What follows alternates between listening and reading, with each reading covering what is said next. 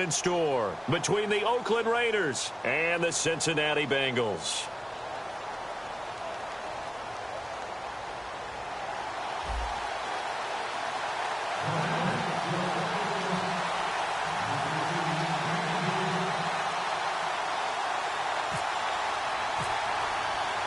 There's Mike Nugent now to put this one in the air. And we are underway from Cincinnati. Here's Taiwan Jones on the return.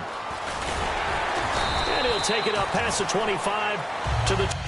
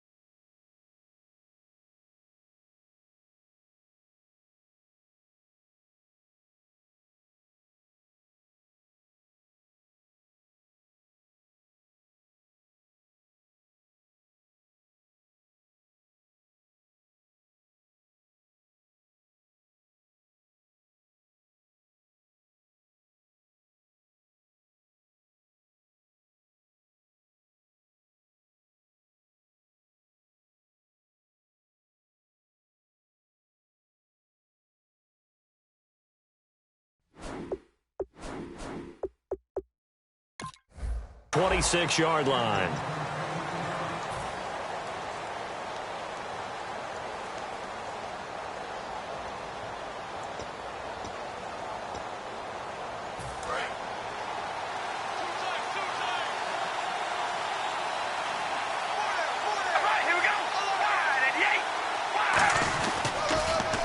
First carry for Latavius Murray. And this defense feeling the encouragement. They stop him at the line of scrimmage on the first play of the afternoon. And Mr. Cooper Amari, a headliner in this offensive unit. Brandon, it's rare that you get guys so polished coming out of college, but Amari Cooper has carried himself like a pro probably since he was 6 years old. And nothing but daylight ahead. Past the 20. And all the way in. Touchdown, Oakland. Clive Walford, 73 yards. And the Raiders have taken the early lead. So many times you think of these tight ends catching the ball already in the end zone. But today's tight end, they can run after the catch, too, to score. They're big, they're strong, but they're extremely athletic. And they can surprise the heck out of you when they get the ball in their hands and they're running away from the defense. Now Janikowski following the score. He'll boot this one away. And that'll carry over the back line of the end zone for a touchback.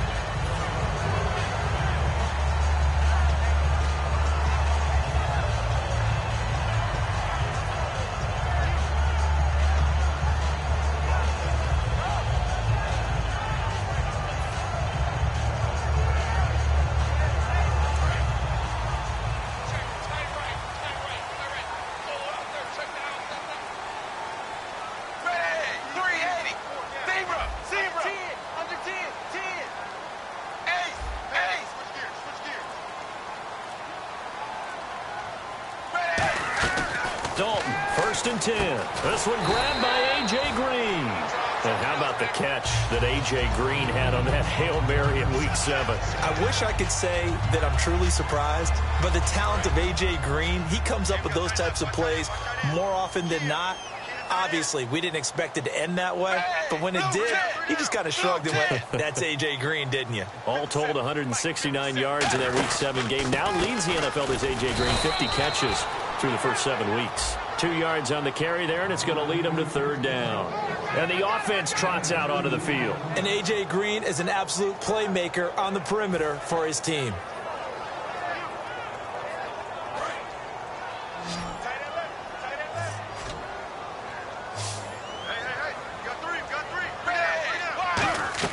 Despite only needing one, Dalton to throw. And this is going to be incomplete. Tyler Boyd, the former Pitt Panther, was the target. And that brings up fourth down. Really good, smart play by the defense, understanding third and short, guarding the first down sticks, and being able to make a play on the football and bat it down.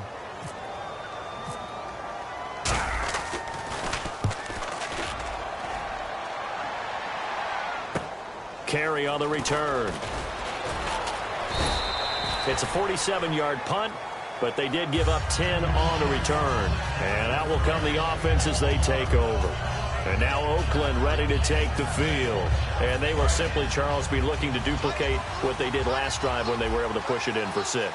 And they hope it'll be that easy, right? To be able to take exactly what happened before, replicate it. They may have to make a few additional changes along the way because I'm sure the defense will make some adjustments, but they've got to have great confidence having scored the last time out.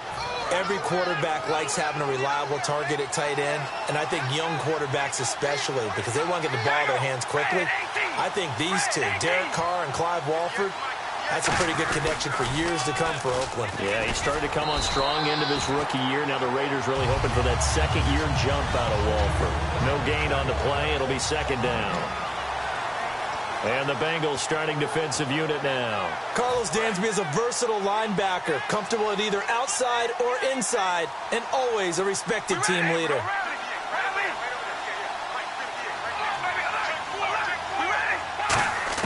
On second down, here's Carr. Brought in by Walford, right side. And he's taken down, but not before he gets this into enemy territory across the 40. On that catch, he's already eclipsed 100 yards here in the first quarter. Charles, he's on pace for over 400. And playing with great confidence, isn't he?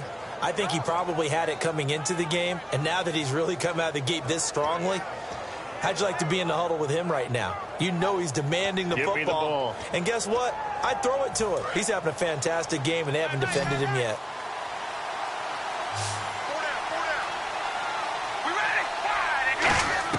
Carr now on first down.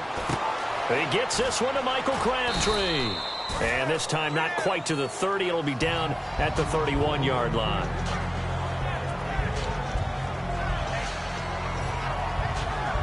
Completed pass play. Now let's see if they go back to the air or to the ground.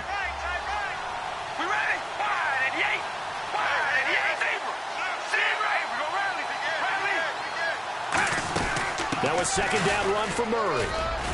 And he'll go down here right around the 23-yard line. Latavius Murray grew up 150 miles from Jacksonville, and he played like he was back in his home state in Week 7. 2 touchdowns on the ground. Nothing like that good home cooking and that hometown support, is there? And Latavius Murray, he'd also missed some time with an injury. So, you know, he was eager to be back on the field, and it showed against the Jaguars. Yeah, he's from Titusville, Florida. Played his college ball at Central Florida, didn't he? UCF. He's a Knight. And he is in.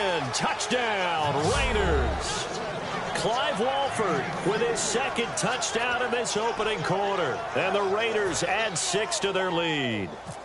Janikowski now for the point after.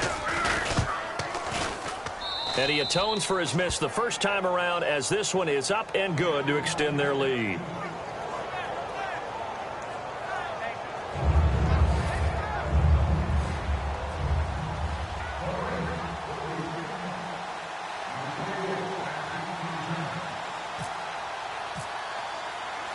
Now Janikowski following the score. He'll boot this one away.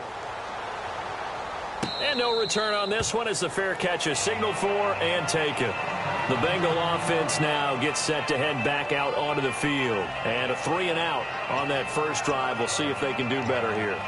They should have a better opportunity because the nerves should be settled now. That first series, everybody goes out with a little extra emotion. So now they get a chance to go back out and say, okay, now we're into the game. Let's go play and play as best we can. You almost get a mulligan then on that first drive? Sometimes it absolutely serves that way. You get a second opportunity. Nothing big happened. But then again, you didn't commit any mistakes either. Off you go. And we take a look now at the defense for the Raiders. Bruce Irvin is an emotional, passionate player who lives to rush the quarterback. Passing again. Dalton on 2nd and 10. Green's got it over the middle. And he lost the football. And they have possession, and they have it at the 38-yard line. And now Oakland ready to take the field. And they'll just simply be looking to build off the confidence of the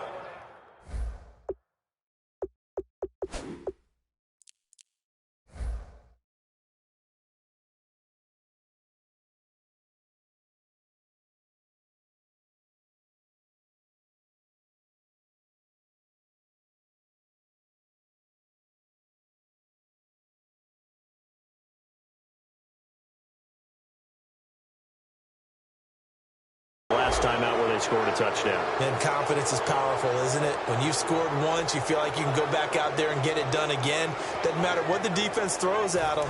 They feel like they're in a groove right now, and they want to get out there and show it. Yeah, hoping to stay in that groove here this go-around. So after the fumble recovery, it's Carr. Wide open, Amari Cooper. And he's brought down after a good gain. Give him 27 yards that time. And it'll give the Raiders a first down. And now inside the red zone, the offense will operate. Now a play fake here on first down. And this is caught. Touchdown, Raiders. Clive Walford doing it again with his 3rd touchdown here in the opening quarter. And the Raiders add on to their lead. Well, Brandon, if we go back to our meeting with the offensive coordinator, he showed us his script. Didn't show us everything now. He said, here's the script for the game. I think everything's going according to plan in a big way. 3 drives, 3 touchdowns. Yeah, that is as good as you can do, I guess. So, well done. Yeah, well done indeed. Tremendous execution.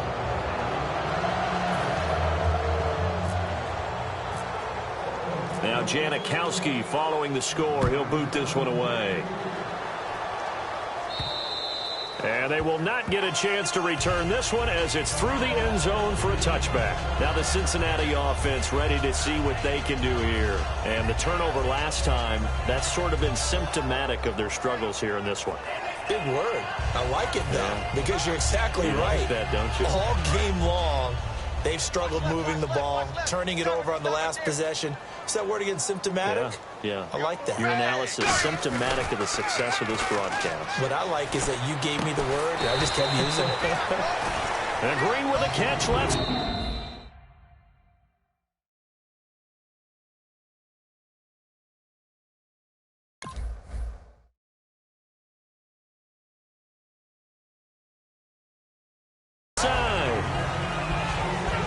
Alongside Charles Davis, Brandon Gaudin, and it's the Bengals with a football to begin quarter number 2, and they've got it here with a first down.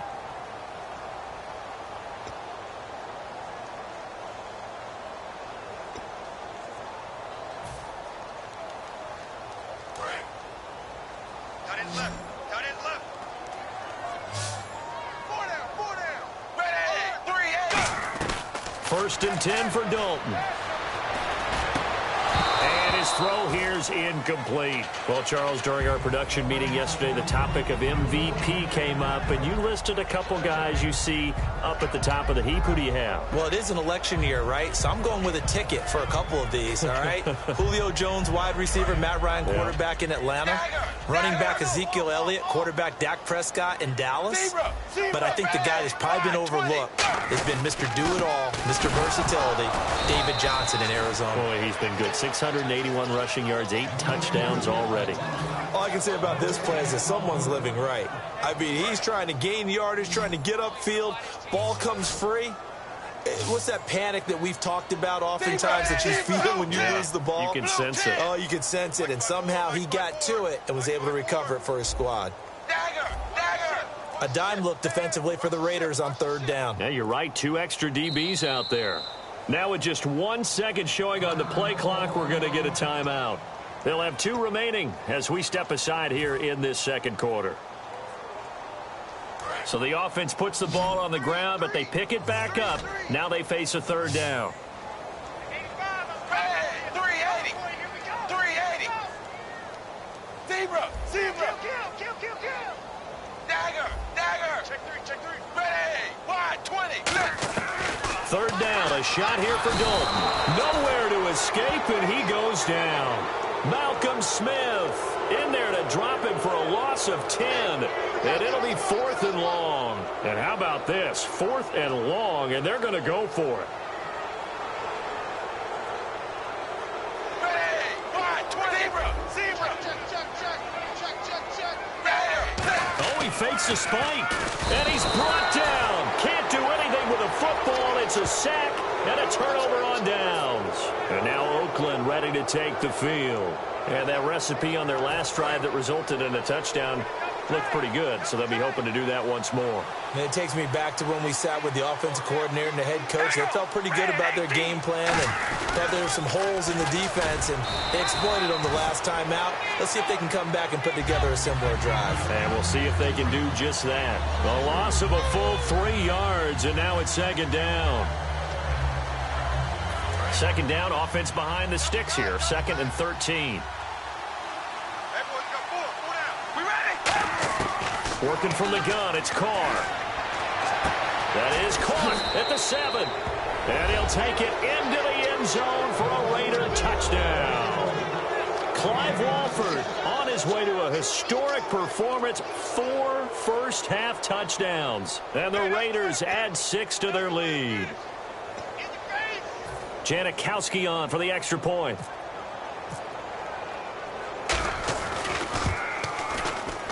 And that stretches the lead to 27.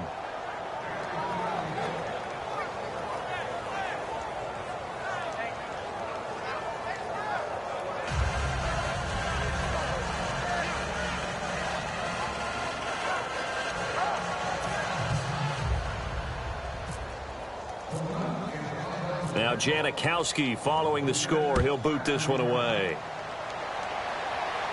This is fielded a couple yards deep. And last year, that would have been a net gain of 5 on the return. This year, he stopped where he would have been if he had taken a knee, and that's at the 25. Cincinnati now ready to take the field. And last time out, went for it on 4th down, turned it over, gave him great field position, turned into 6 points, so they've got to recover here, Charles. It's amazing what one decision can do in the chain of events, right? The decision to go for it on 4th down. Caused all of that. It caused every bit of it, but it showed confidence. Hey, I've got confidence in you guys. Go pick it up for them. Didn't happen. Also showed confidence in the defense. They didn't pick up their end of the bargain, so now they've got to come back out and start over and rebuild that confidence.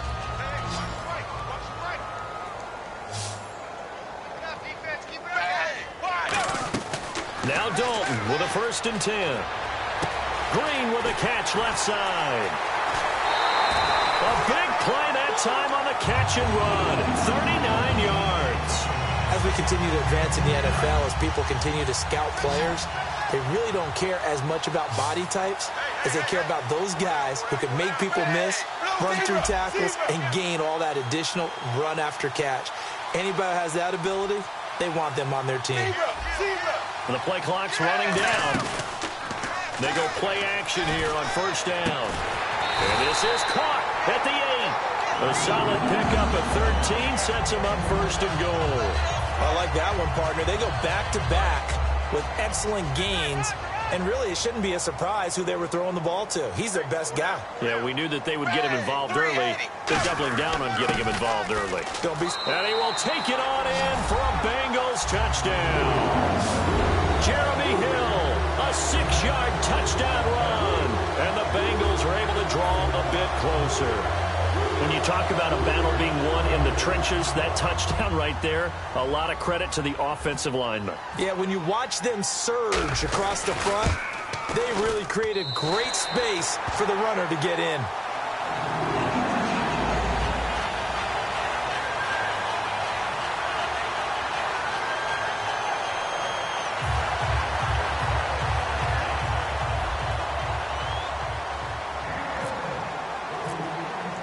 After the touchdown, here's Mike Nugent now to kick this one away.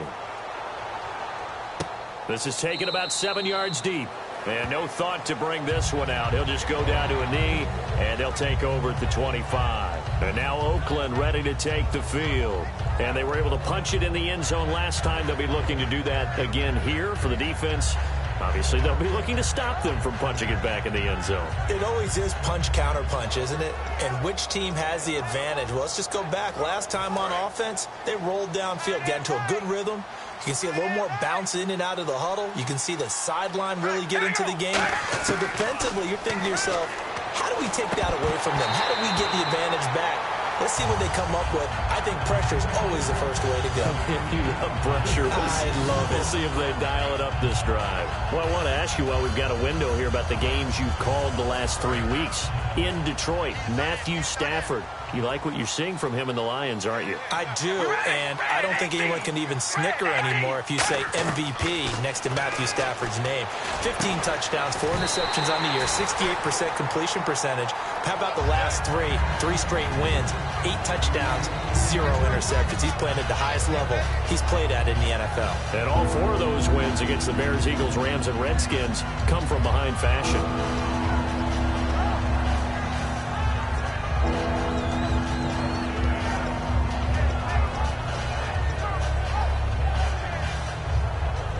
So a second down incompletion now brings up third down. One receiver to the left is Cooper. They fake the handoff. Now Carr. Throw left side to the tight end Walford. It's a 9-yard pickup on the play, and it'll be fourth down. 2 minutes to play here in the first half. We'll come back to Cincinnati after this.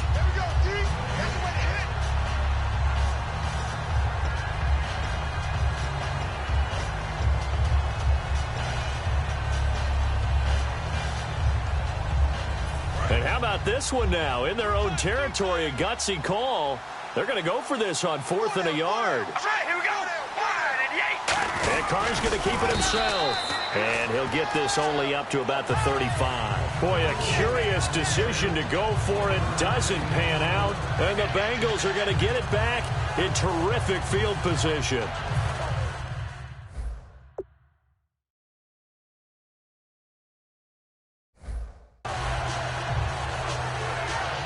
And a great spot to start this drive from here.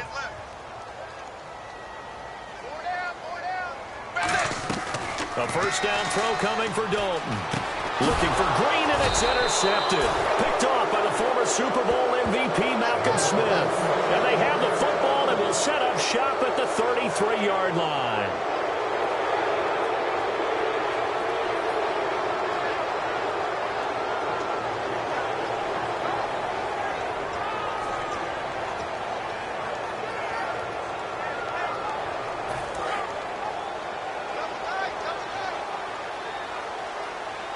Murray, the lone setback. Now they'll run it on the toss. And he'll get this one up to about the 39 here. Give him 5 on the carry there, and it'll be second down. I know the toss play begins with the guy taking the snap and turning around and tossing it to the runner. But where the real intrigue is, can they seal the edge, whether it's an offensive tackle or a tight end, in the direction they want to run the football? If they do that, that's the result that you... And now the Bengals are going to call another timeout. So that means they're down to 1 remaining here as we head toward halftime. The evaluation process in today's NFL does not take into account as much bulk as it does speed, and that's what we're seeing with the linebacker position. Those guys that can run, they can play at any spot because they can make plays. And now the ball's out. Carr lost it. Fumble. And the Bengals grab it. And they are going to set up shop at the 30.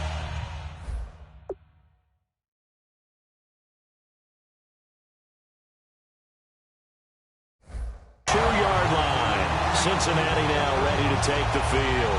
And last time, 1-play interception. So this offense, they should be fresh. That's a good way of putting it.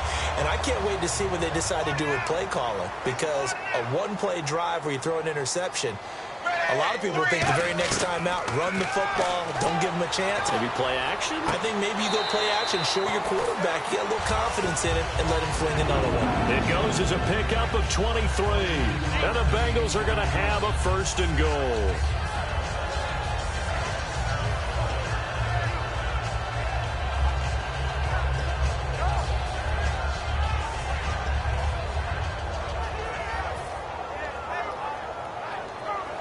Red zone opportunity. Tight, watch left. Tight, watch left. Zebra. Ready. 380. 380. Kill. Ready. Now a play fake here on first down. And that is caught. He's got it for a Bengal touchdown. A.J. Green, a 9-yard touchdown grab. And the Bengals are able to cut into this lead. Well, partner, they found a gap there on the post pattern, and it was in the middle third of the field. And that's really difficult to do because ordinarily the safeties are back there to prevent that happening. But they found the opening and exploited it.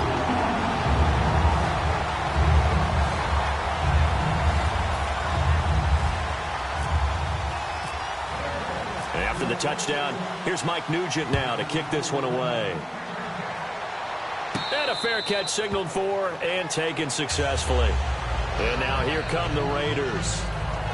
And last time, not only the turnover, but that turned into 6 points. They got to make up for that here. We always hear about empty possessions, but some are worse than others. You can have an empty possession, punt the ball away, get yourself set to play defense, but when you turn it over, it changes momentum, and when they take it downfield and punch it in on you, that's a bad possession all the way around. Yeah, but you're hungry to get back out there, aren't you? You better be, because otherwise, it's going to be a long day for you. Murray, the lone setback. Carr now on. And now the ball's out. Carr lost it. Fumble. So they take over not only in enemy territory, but in the red zone at the 16-yard line. Cincinnati now ready to take the field. And they're hoping to capture some of that magic they had last time out when they were able to put together a scoring drive. But they're still down here, Charles.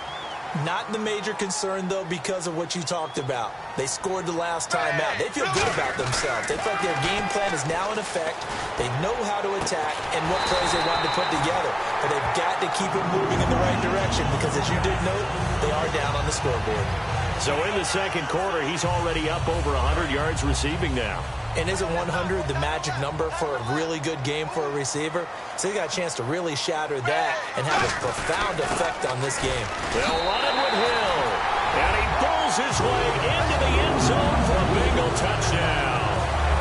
Jeremy Hill with his second touchdown here in this first half. And the Bengals able to get this back within a touchdown. Extra point coming now for Nugent.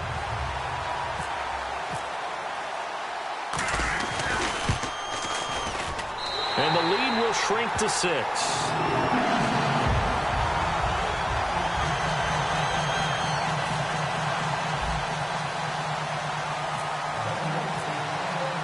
And after the touchdown, here's Mike Nugent now to kick this one away.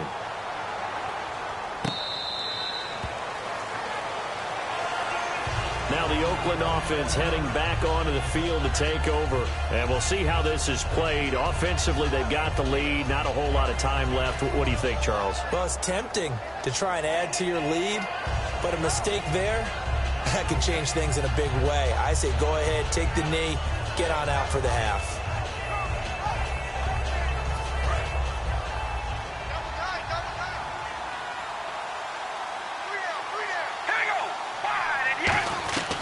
Throwing on first down is Carr. And he'll lay out and pull it in. What a diving catch there. And give him 14 yards that time and a fresh set of downs.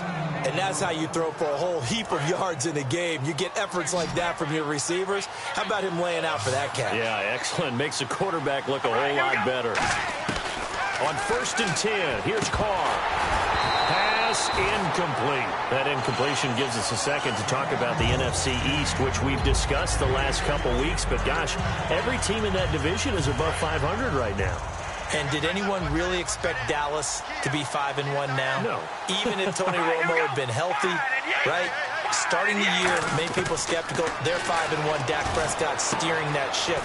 Washington won the division last year. They're still at 4-3, and they beat Philadelphia, who's 4-2. I can't wait for this Dallas-Philadelphia game on Sunday night. That ought to be a good one.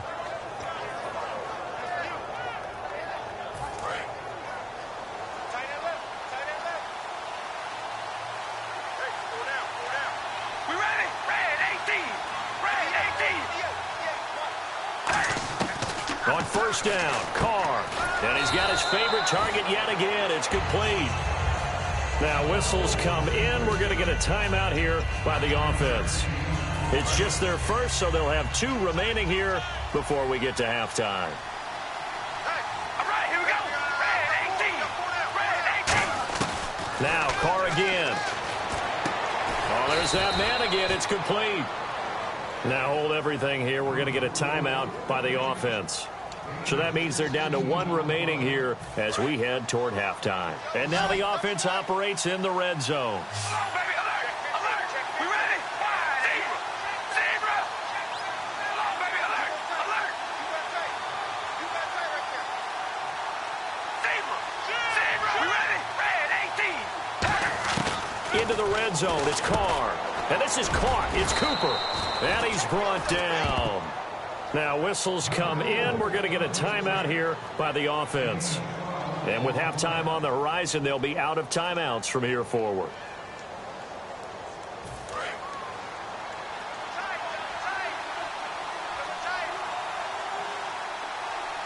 right, here we go. Wide 88. Carr to throw again. And that's going to be caught for a Raider touchdown. Latavius Murray in the final seconds of the first half. And the Raiders add on to their lead. That's one of the better examples of clock management I've seen. Whittled it all the way down just about and still put the ball in the end zone. Yeah, just a methodical drive and something really to take into the lockers here.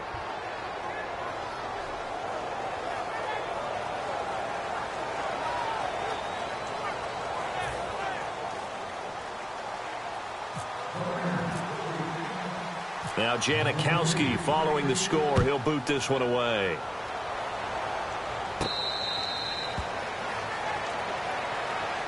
So now the Bengal offensive unit back out onto the field. And from this spot in the field with the clock where it's at, you think we're just going to see a knee and that's it?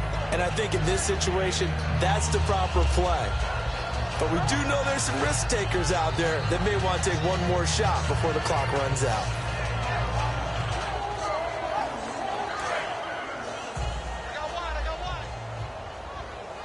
They'll put 2 receivers left, 2 to the right. 380. On 1st and 10, here's Andy Dalton. He's going to rifle one deep left side. He was looking for his favorite target, A.J. Green, that time. And now it's 2nd down. And when all else fails as a defender, when you're not there in the coverage, your best friend is exactly what we saw there. A big play shot taken by the offense. Unfortunately, it ended in a big drop. Dalton surveying the field. He's going to go up top again. Into a double team, and it's intercepted. Picked off by Sean Smith.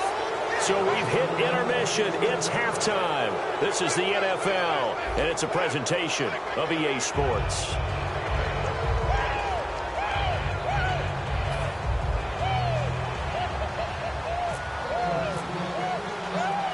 So both teams have their marching orders, and we'll get going again here in quarter number 3.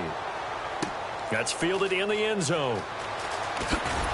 And the decision to bring it out is going to cost him about 7 yards all told as he's taken down back shy of the 20. The Bengal offense now with a football first here to begin quarter number 3. And following the interception, just any interception, are you a little bit more cautious when you start that next drive, or no, you just throw that out the window? I think you are. I don't think that there's any way you can run back out there and go, totally didn't affect me. Let's just go ahead and be loose with the football again. You're going to take care of it, but you have to be careful about being too cautious because now you can't run any offense at all. Still want to attack. We'll see how they attack them here. So roughing the passer, 15-yard penalty. And you notice how the offensive line responded. A couple went to check on the quarterback, and a couple went to the guy who hit the quarterback. No one likes to see their quarterback hit.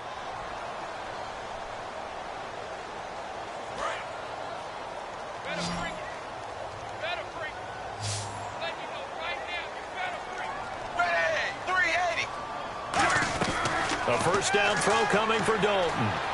Looking right sideline, but it's incomplete. You got a hot minute here, partner. Let's talk about the Seattle-Arizona game a little bit. A 6-6 tie, and a lot of people was it bad offense? No, I thought it was excellent defense in that game. Boy, whatever it was, offense was at a premium. Lowest scoring tie in NFL history since OT was added. How about that? Well, the last time they had a tie, wasn't that Carolina and Cincinnati? It was the highest scoring tie in NFL history since they changed the rules. Pretty impressive. And one more crazy fact. The Cardinals franchise has played 5 6-6 ties in franchise history. And they'll set up shop in enemy territory at the 45-yard line. So here comes the Raiders offense getting ready for their first possession of the second half. Murray the lone setback. Now they'll run it on the toss. And he'll lose yardage here. Back at the 47. That's going to go as a loss of a yard, and it'll be second down.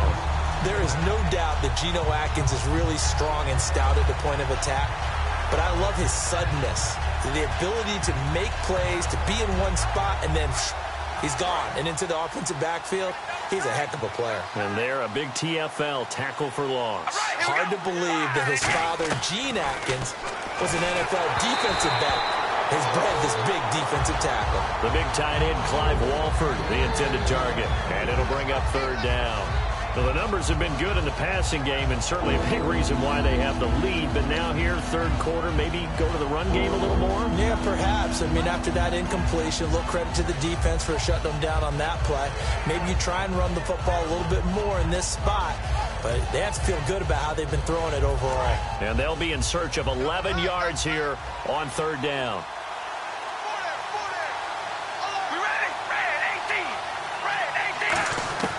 Throwing his car on third down. And incomplete. The contact made the ball roam free and brings up fourth down. Normally, he's pretty reliable. Usually catches what's thrown to him. On that play, he simply dropped it.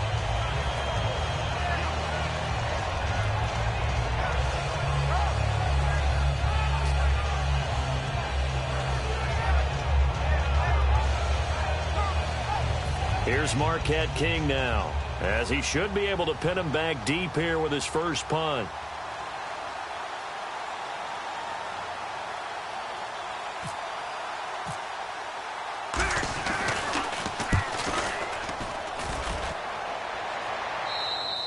Now this is going to carry well into the end zone for a touchback. Cincinnati now ready to take the field. And following the interception, we'll see what they can put together on this drive. I can hear my old college coach right now. He always used to tell us before every game, the team making the fewest mistakes will win. What they're hoping is that last mistake is their only one of the game. Coaches, that's all they talk about, turnovers, right? Minimizing those and maximizing opportunities.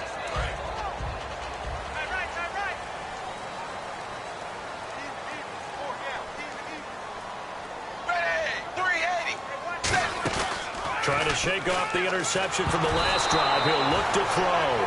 Hey, while we have a second, let's give that interesting stat that our crew dug up for 4-3 versus 3-4 teams. 48% of teams that start out 4-3 make the playoffs. Just 17% of 3-4 squads. That's almost daunting, isn't it? But let's take a quick look at it with the teams that are 4-3 and 3-4. So if you're 4-3, some teams that I'm really keeping an eye on towards making a playoff drive, Pittsburgh. When they get Big Ben back, look out. They're extremely dangerous. A.J. Green. He's at the 30, 10, and all the way in for a Cincinnati score. A.J. Green, an 80-yard touchdown. And the Bengals have got it back to a one-score game. I know Paul Revere talked about by land or by sea, right? You know, one by land, two by sea. He didn't mention air because right now we're seeing a big-time performance, aren't we? That's 2 touchdowns so far in this game. Where'd you pull that one from? And, you know, every now and then I actually listened in history class.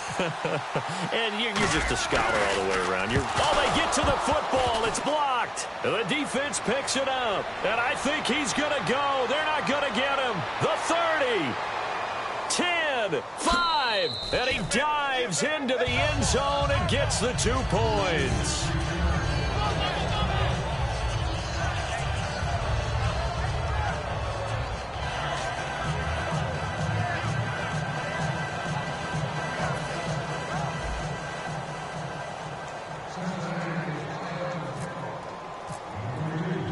After the touchdown, here's Mike Nugent now to kick this one away. Now Jones.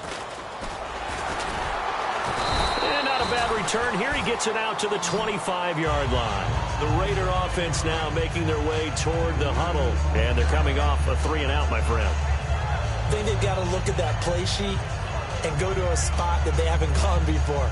Time to shake things up a little bit to try and get this offense moving. Okay, so how do you do that? How do you shake things up? You look at what you called before, realize it hasn't worked Go to so something well, else. and maybe you try and find one of those special plays from one of your better players, and maybe try and hit something big and get things going in the excitement area. They begin the drive with a run by Murray. And he is going to lose yardage here. It's a loss of 2 there, bringing up 2nd down. Yeah, let me pump out my chest a little bit, even though I'm not rooting for either team. That was a really nice defensive play. It's awfully fun to watch, even in an offensive game. They come out 5 wide, 3 of them to the right side. We ready? Wide and yank. Wide and yank. Now Carr throwing on 2nd down. He's got the hook up to Andre Holmes. It's a pickup of 16 there, and it'll lead to a new set of downs. And with that last play, he's now up over that 300-yard mark. And in today's NFL, it almost feels routine. And I hate that when you talk about a 300-yard passing game. To me, 300 yards still signifies excellence, and he's achieved that in this performance. Now the offense lining up 1st and 10. Murray, the lone setback.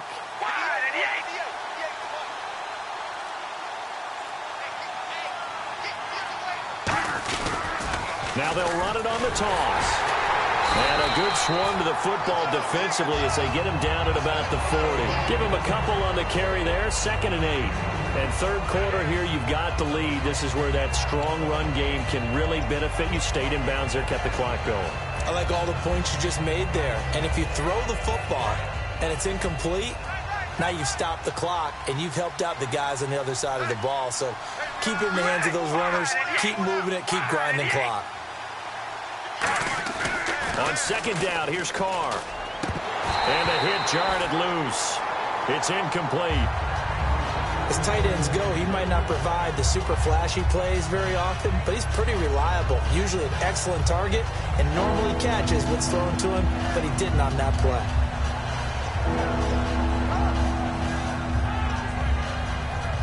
So a 3rd and 8.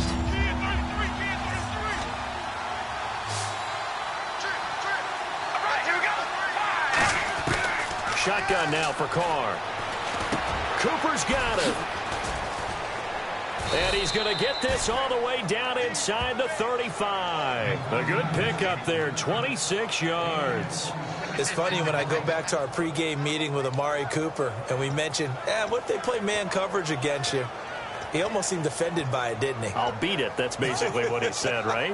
I mean, the best receivers we've ever talked to and covered, when you talk about covering them with one guy, they think that's a personal affront. If they feel like if they can't just beat one defender, then they're not very good.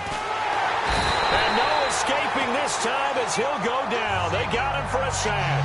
Vontaze Burfict in there to get him his 2nd sack now of the afternoon.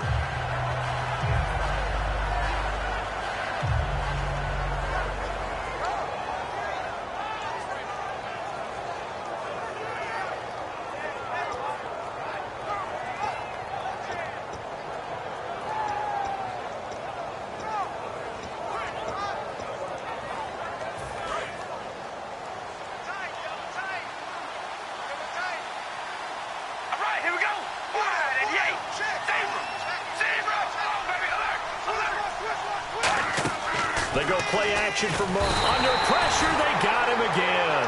Vontaze Burfict able to disrupt yet another pass play. His 3rd sack of the afternoon. 7th play of this drive coming up, but a long way to go on 3rd down. One receiver to the left is Cooper. Now Carr. Brought in by Walford, right side. Give him 18 yards on that one. And that's going to bring up a 4th down. I don't know how many times, not just in my playing career, but you and I working together, have we ever heard a coach say, I just don't have that play on my call sheet. And that's really what we had here. That was a big hole they were trying to get out of. Yeah, big gain, still a ways to go, though. Everything looked good. Good snap, good hold. Sometimes, though, the ball just doesn't want to go where you want it. And this one winds up no good.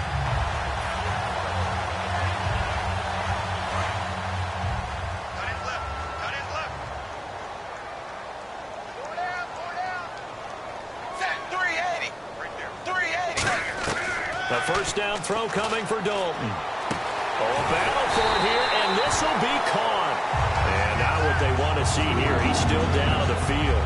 Obviously such an important part of their passing game, and the training staff, they're going to have to attend to it.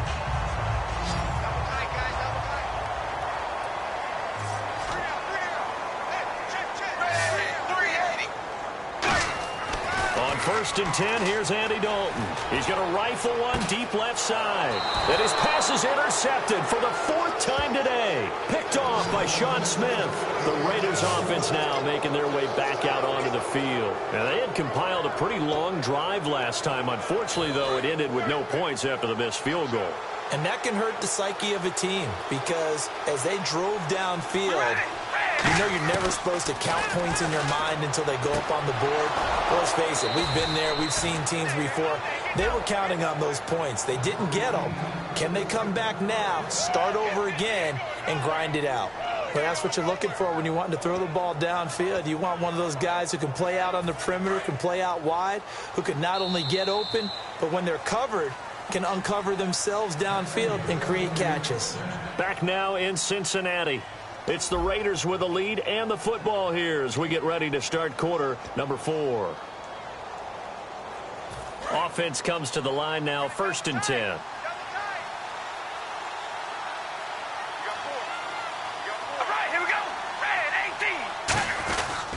10th carry of the game now, Murray.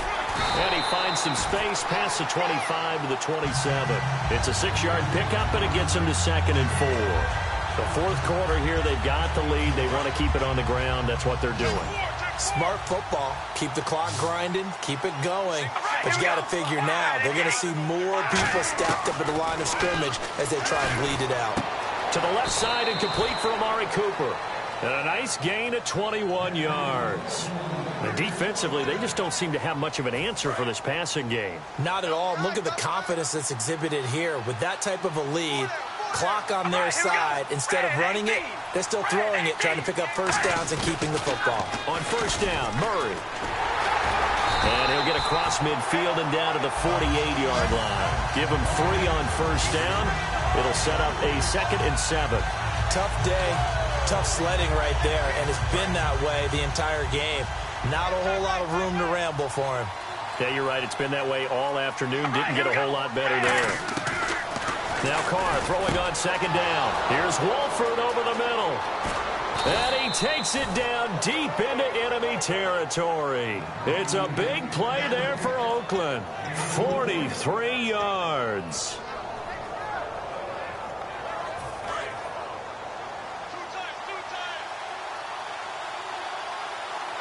And here we go on 1st and goal. Now Jones.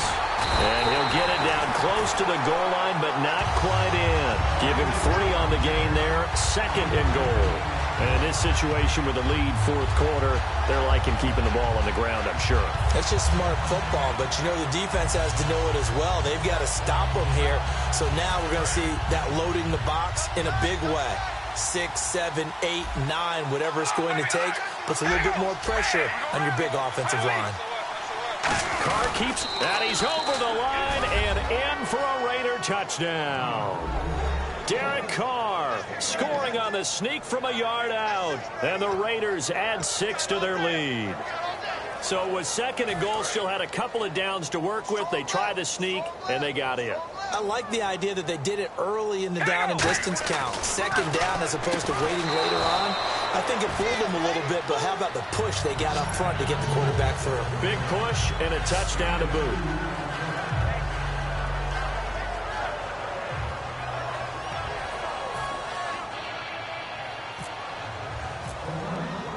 Now Janikowski following the score. He'll boot this one away. This will be fielded on the back line of the end zone. The Bengals getting set to go.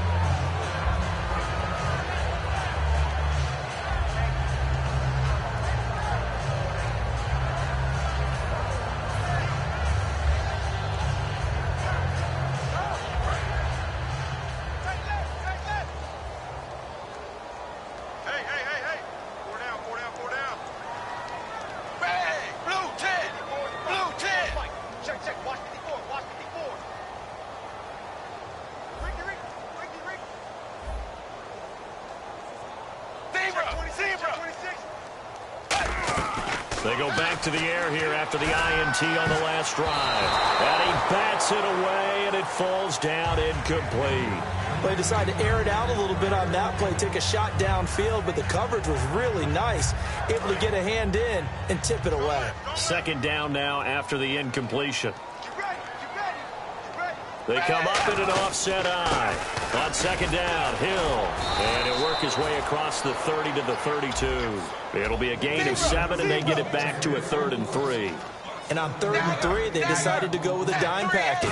Yeah. 6 DBs. Yeah, you're right. They've got 6 out there. He's going to fire one deep over the middle. And, they almost had another one. They are all over the football in this game. Nearly another pick. Now 4th down.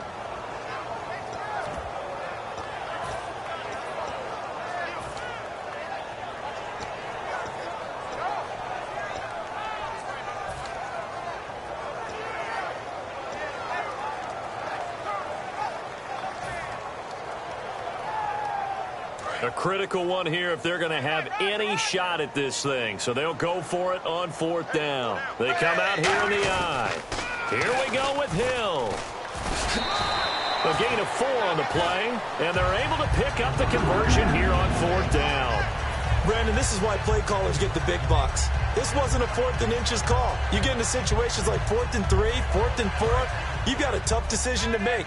Very gutsy play here, and they pick up the 1st down. Now Dalton with a 1st and 10. And my goodness, another interception. A great read, and it's picked off. And his guys will set up shop at midfield at the 50-yard line. The Raiders offense now, they trot back out.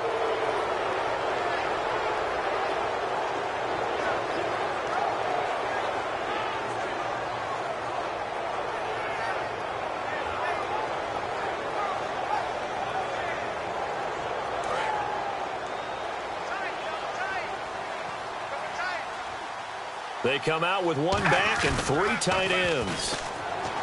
They go play action here on 1st down. It's a short one here, complete to his tight end. Call it a pickup of 7, and it'll make it 2nd down. That throw has to be a quarterback's dream. And now the Bengal defense here calling a timeout. It's just their first. They'll be down to 2 remaining as we step aside here in the 4th quarter.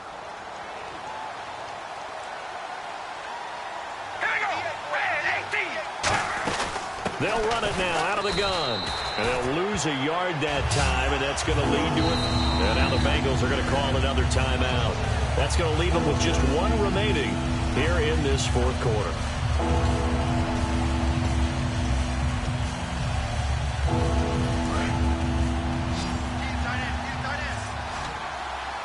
And it looks like we've got a dime set here defensively. 6 DBs in the game. And now the ball's out. Carr lost it. Fumble. And a timeout here. Timeout taken. Whistles blown. Timeout taken by the receiving team. That will be their 3rd and final stoppage as they'll only have the 2-minute warning now remaining. Here's Marquette King now as he'll kick it away for the 2nd time.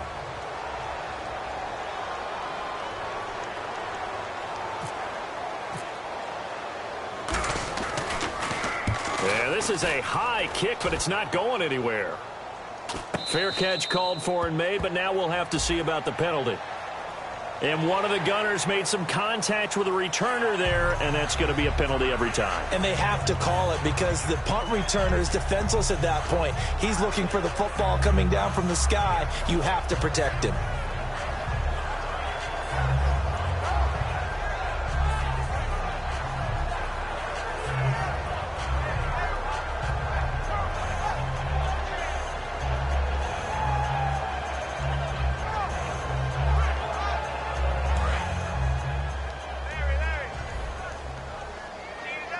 They send Green to the left on his own. 380.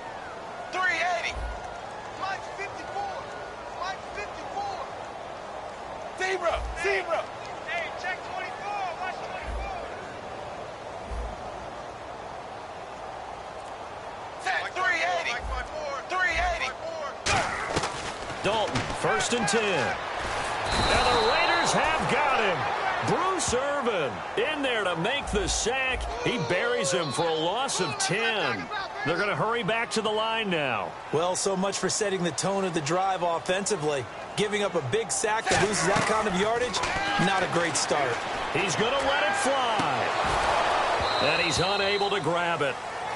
Thought he might have had position, couldn't hold on. 3rd down. One thing I know from experience is that when the deep ball is thrown and you're the defender, you've got to fight that little bit of panic that emerges. You've got to play the ball really well. It's a 50-50 jump ball play.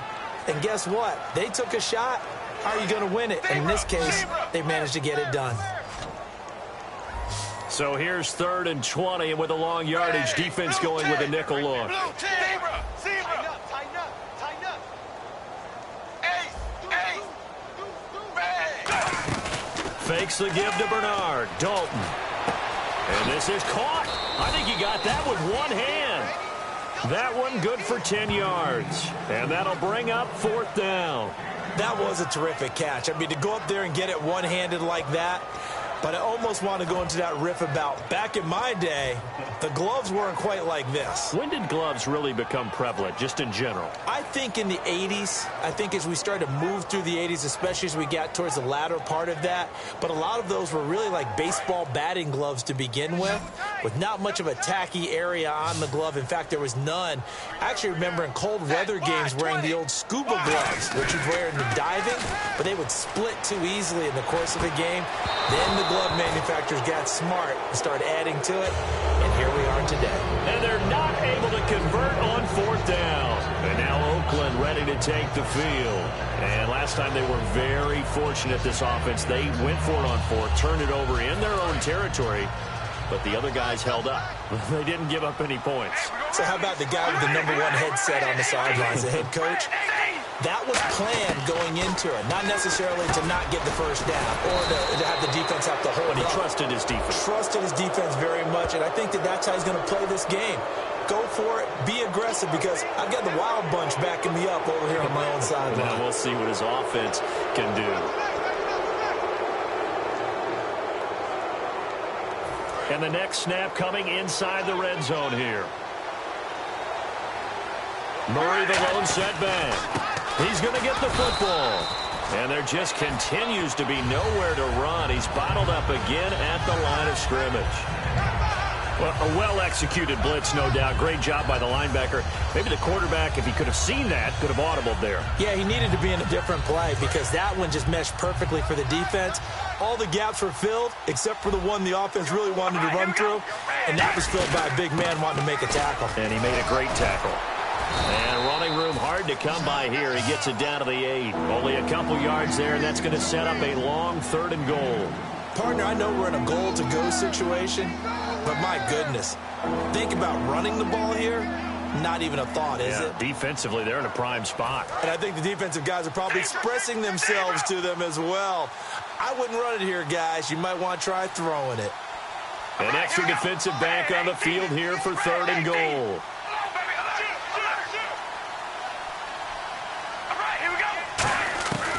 Shotgun now for Carr. This will be caught at about the 6. And he is in. Touchdown, Raiders. Clive Walford with an unbelievable 5th touchdown of the game. And the Raiders add on to their lead.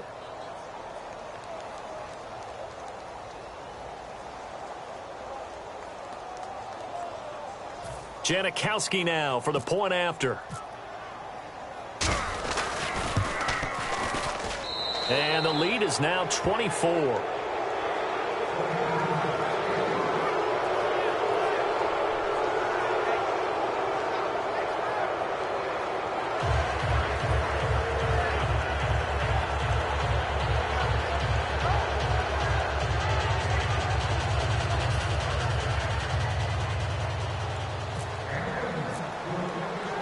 Now Janikowski following the score. He'll boot this one away. This is fielded at the goal line. The Bengals offense now, they head back onto the field. They're down big here late. I don't know. You just one last drive here for pride? Some people like to do that. I remember playing for a guy once. We were down huge, and someone said, "Coach, what do you want to call?" He just waved a hand like, "Who cares? Let's get out of here and do something some other time." But some teams like to do something at the end to feel a little bit better as they continue to move forward. Yeah, probably just want to put this one behind them. Brandon, what we just saw there is something we hear from coaches throughout the league. How are you going to defend what they call the moment of truth ball, meaning a 50-50? The ball's in the air, defenders there, receivers there. Who's going to make a play on the football? And in this case, the defensive guys actually got it done and knocked it away.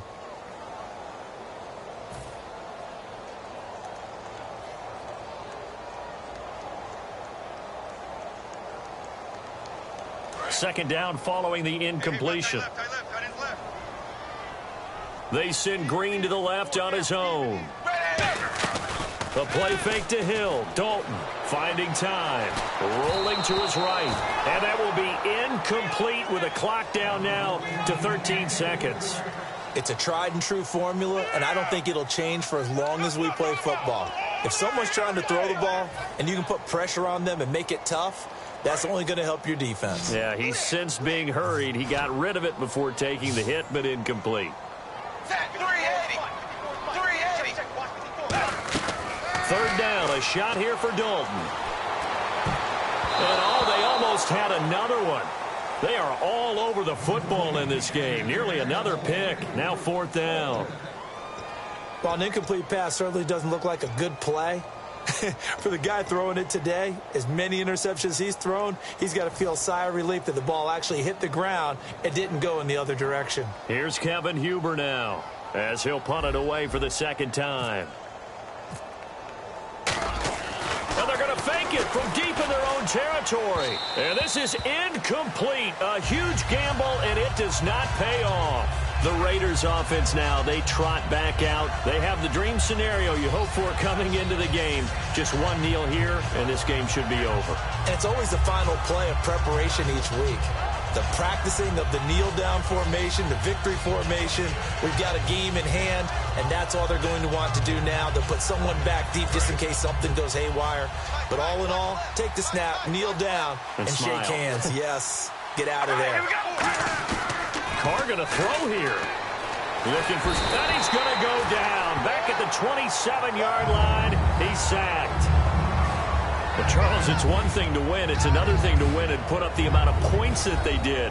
Boy, were they clicking on offense. They can't help but feel great about themselves, can they? I mean, what a game to put up that number of points, continually feeling like they're moving the ball and things are working and clicking.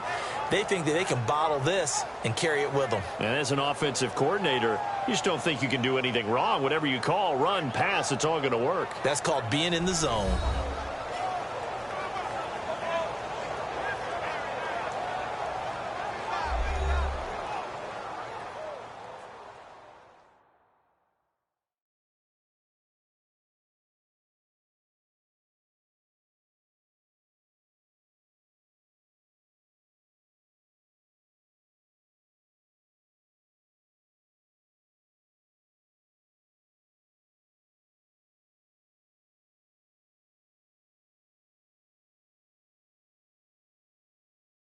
So that'll do it for my partner, Charles Davis, and the best darn crew in the industry. I'm Brandon Gaudin. This has been a presentation of the NFL on EA Sports.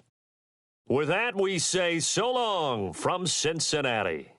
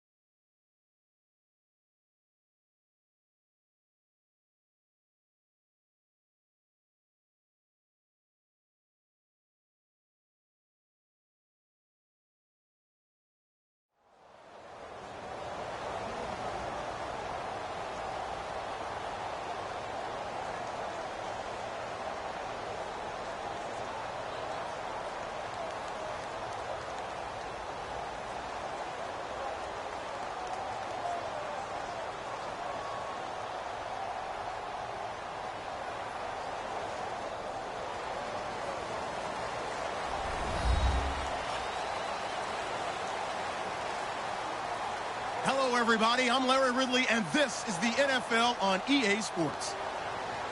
As we head towards kickoff, two quarterbacks will be on the field today trying to push their team to victory. It's Wilson's Seahawks going up against Rivers' Chargers. With that, let's get out to San Diego Here's Brandon Godden and Charles Davis. Okay, Larry, we are a little less than 10 miles inland from the blue waters of the Pacific Ocean as we greet you from lovely San Diego, California. Straight ahead, we've got a good one on tap here between the Seattle Seahawks and the San Diego Chargers.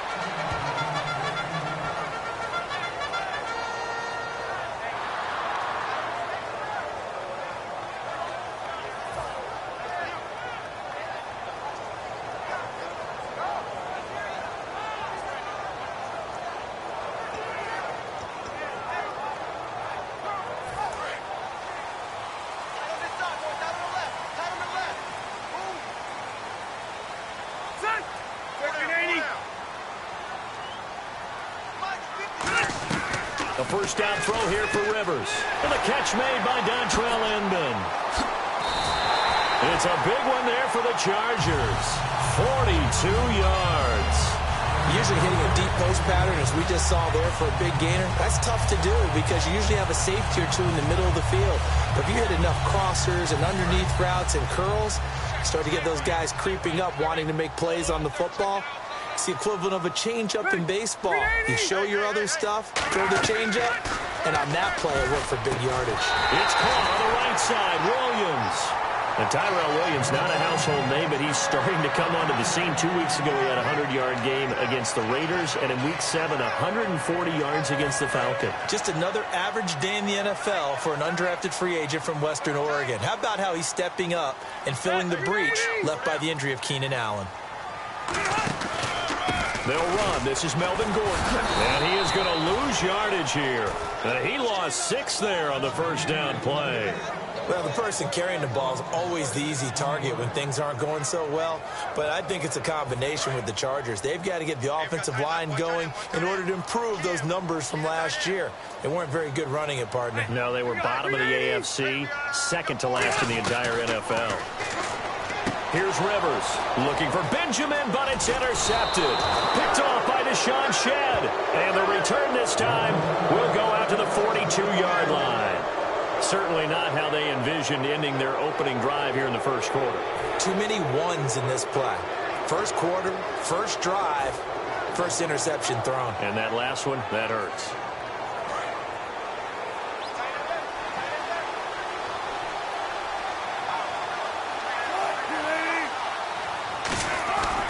Now the fourth-year man from Texas A&M, Christine Michael. And that play went nowhere. Losing yardage. It'll be back at the 36. And frankly, Brandon, we're talking about things I'm not sure we ever thought we'd talk about in the NFL. And a lot of that is the speed at the linebacker position.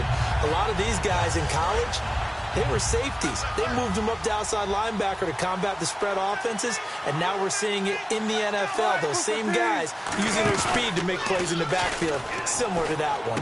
And the catch is made here by Tyler Lockett. It'll be a gain of 15 on the play, and that is going to set up a 3rd and 1. And when you're playing a quarterback with some experience and some moxie, you enter the danger zone when you decide to blitz him, because if he's able to diagnose as he did on that play, he can hurt you downfield. He reads defenses so well, doesn't he? He really does, and the best part about that play for him, I don't think that was his primary target. I don't think so either. I think he had the read, figured out where the blitz was coming from, and went to a secondary target for a really nice game. They'll run it now out of the gun. They only get 2 there, but on 3rd and 1, that's all they needed to keep the drive going. Everyone understood their role on that play. 3rd and 1, you know the defensive guys, they're trying to get down and get low and get leverage on the offensive lineman, but they didn't allow that to happen. They created a crease and allowed him to get through for a first down.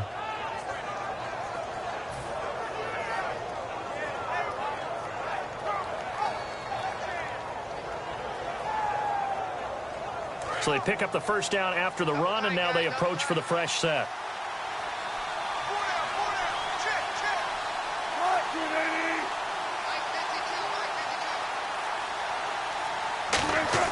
On first down, Wilson. And the grab made by Doug Baldwin.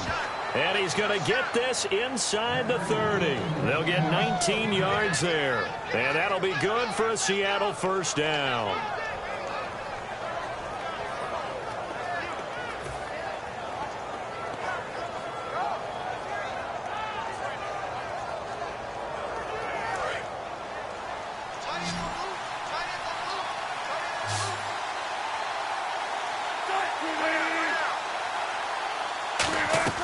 They'll throw on first down with Wilson.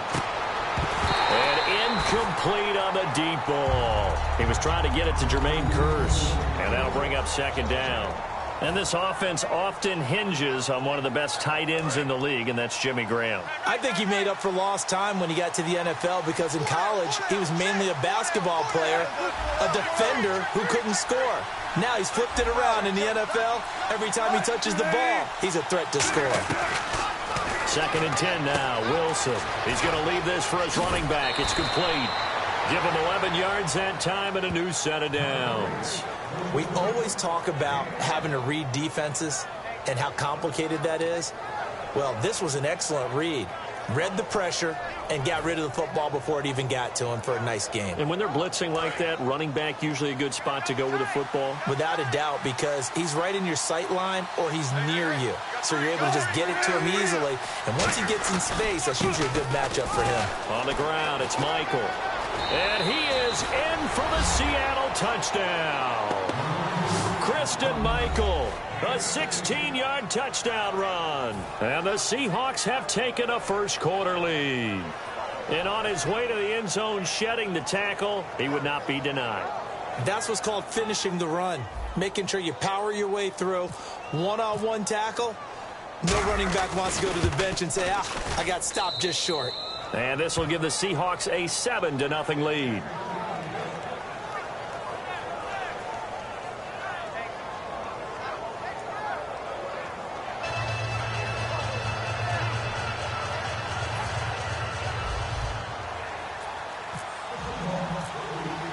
Hauschka now to send this one away following the score.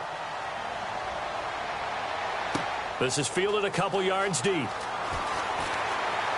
And he will be brought down here at about the 17-yard line. Here comes the Chargers offense now back out onto the field. Looked like they had something going last drive. Then the interception happened. Will they recover?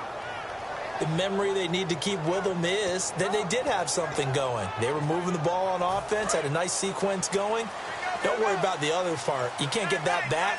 Let's go back to what you were doing well before. I thought you were going to say they need to have no memory, but remember the good part, forget the bad. I like that even better.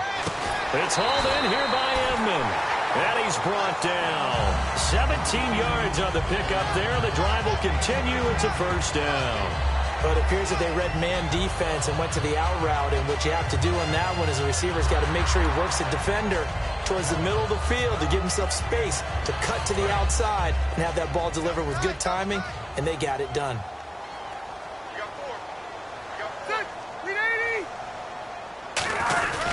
Now Gordon on first down, and he went backwards. He'll be down at the 30.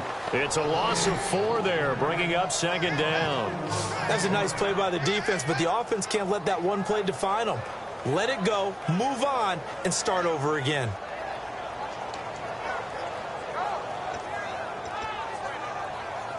Offense needs something here on second down. It is 2nd and long. One man in the backfield is Gordon. Now a second down throw for Rivers. And his throw's going to be incomplete. Antonio Gates, the veteran tight end, was the intended receiver, and it's 3rd down.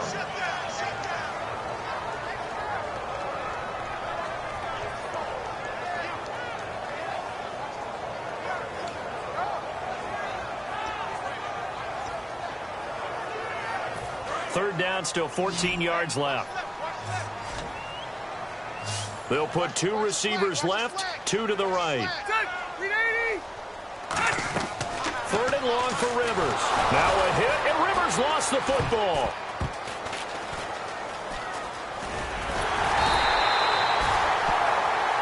Back now to begin the second quarter with Charles Davis, Brandon Gaudin. It's the Chargers here with a football, but likely not for long as they're in punt formation to kick it away.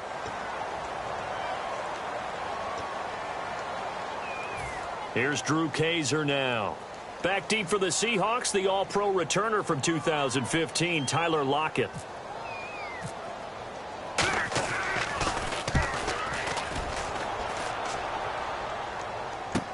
Returnable for Lockett. A good return there, 17 yards. And the offense will take over with a new set of downs. And the Seahawks get ready to trot out on the field.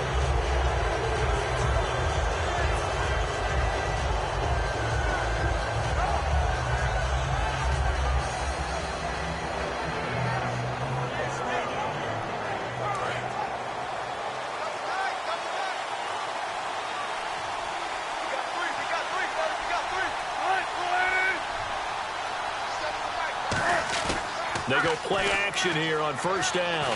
He's going to rifle one deep. Got a man. It's caught inside the 10.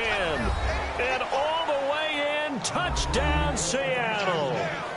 Doug Baldwin, 53 yards. And the Seahawks get the quick strike touchdown. Now Hausch can attack on the extra point.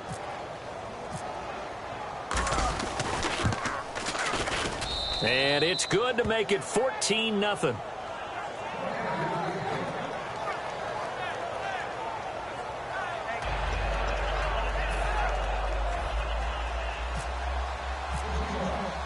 Hauschka now to send this one away following the score. This will be taken to the back of the end zone. And no run back here. This will be a touchback, and it comes out to the 25-yard line. And the Chargers coming out on the field now. And on the last go-around, they really couldn't get anything going. They had to punt from deep inside their own territory, which means you're going to lose the field position battle as a general rule. What they're looking for now is a little more consistency, move the ball at least a few times on offense, get a couple of first downs, and hopefully flip the field. Yeah, just something to build off of. That's what they're looking for here.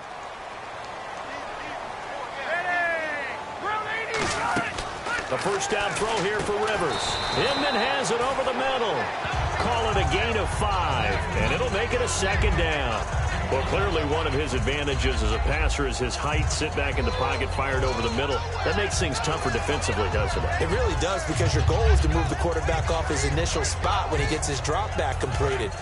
But when you have that type of height, he can stay in there if he's willing to take the hits and just fire over the top, which saves him time and actually completes a play a little bit quicker than it normally does for a quarterback that has to slide. Looking for Benjamin, but it's intercepted. Picked off by Deshaun Shedd. And this return is going to be halted right around the 28-yard line. And out now come the Seahawks. And following that long touchdown pass, a one-play drive last time, see if the defense, you know they're ready. They don't want that to happen again. And you would have thought they would have been ready the last time. That's what you work on all the time. Make sure that no one gets behind you. That's the cardinal sin of defense, not giving up the long pass. They did. Let's see how they adjust. After the interception, here's Wilson. He's got time in the pocket. And that's Kearse for the Seattle touchdown, hauling it in. Jermaine Kearse, 27 yards. And the Seahawks add on to their lead.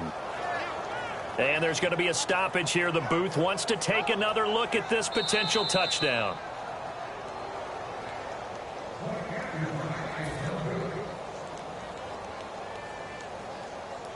It took them an extra look, but they found out it is a touchdown indeed. The official says this one counts.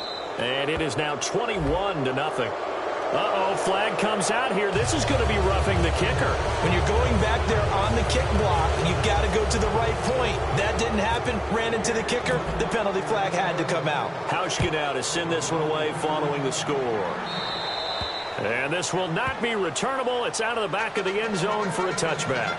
The Chargers offense gets set. They head back onto the field.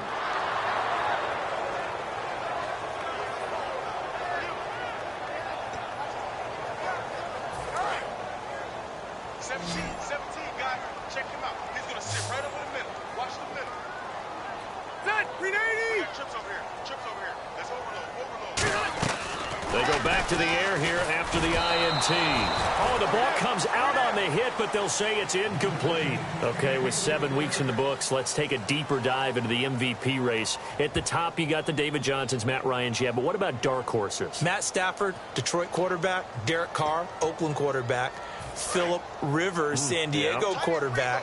And what if Miami gets on a roll? Jay Ajayi, their running back's gone back-to-back weeks of over 200 yards. And one of only 4 players to do that in NFL history.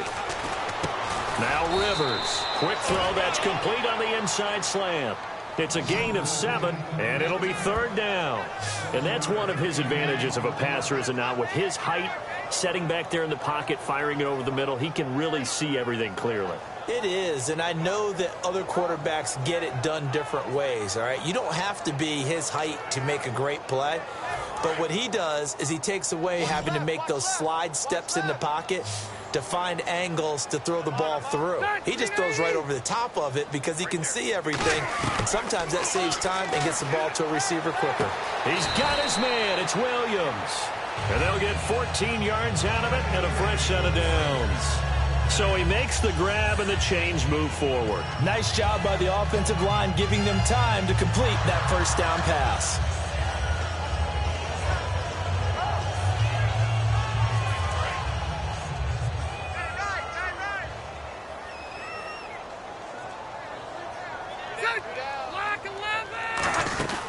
They'll run it now out of the gun. And a minimal gain here as he's up to about the 47-yard line. Gordon had 3 touchdowns in Week 7, 2 on the ground, 1 through the air. And that's 10 now on the season for him, Charles. He didn't have any last year, remember. We're seeing the Melvin Gordon that they drafted in 2015. And what we're seeing is the total game of Melvin Gordon. He got touchdowns running the ball. He caught the ball for another touchdown. He's doing very well in the new style of offense in San Diego. Rivers now on 2nd down. And he drops it incomplete. And their struggles continue here. We know it's not an easy job to go out and catch passes when people are trying to tackle you and knock the ball away. But the bottom line is that's a pass he's got to have and a pass he should have caught. And the offense looking to pick up the first down after the 2nd down incompletion. A nickel look by Seattle on 3rd down. Yep, 5 defensive backs now. They'll run here. This is Dexter McCluster. And he'll fight his way forward to about the 48-yard line. Just a 1-yard gain on the play, and that'll mean a call to the punt team as it's 4th down. The best defensive linemen, they play with great leverage so they can get low and not get bowled over by offensive linemen. They have excellent hands. They can throw people off on a play. We just saw a great example of a really good run stop by a guy playing the defensive tackle position. He gets this one away, and boy, it's another boomer. And problems spreading to the punt team now. This one goes all the way into the end zone on the fly, so that'll come back to the 20. The Seahawks offense now, they get set to go back to work.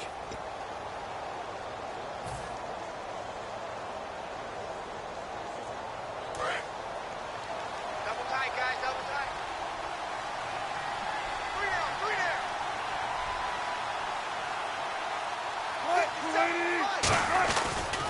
On the carry, Michael.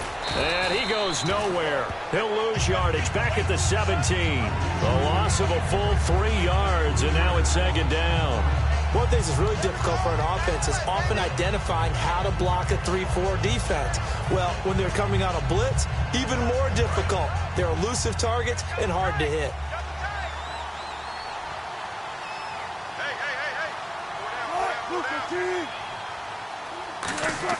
They go play fake to Michael. Now Wilson. In trouble here, and down he goes. Back at the 8-yard line. 2 minutes remain here in the first half. We'll come back to San Diego after this timeout. And the defense will try and pin their ears back and get pressure again here after the sack. It's 3rd down. 3rd and long. It's Wilson. It's caught on the left side by Kurz. It'll be a pickup of 13 on the play, and that's going to make it 4th down. Partner, I think that completion takes the definition of dink and dunk to a different level, doesn't it? It does, and the defense was right there, kind of played into their hands. So on 4th down, here's the Canadian-born punter, John Ryan, to kick it away for Seattle. Back deep, Travis Benjamin.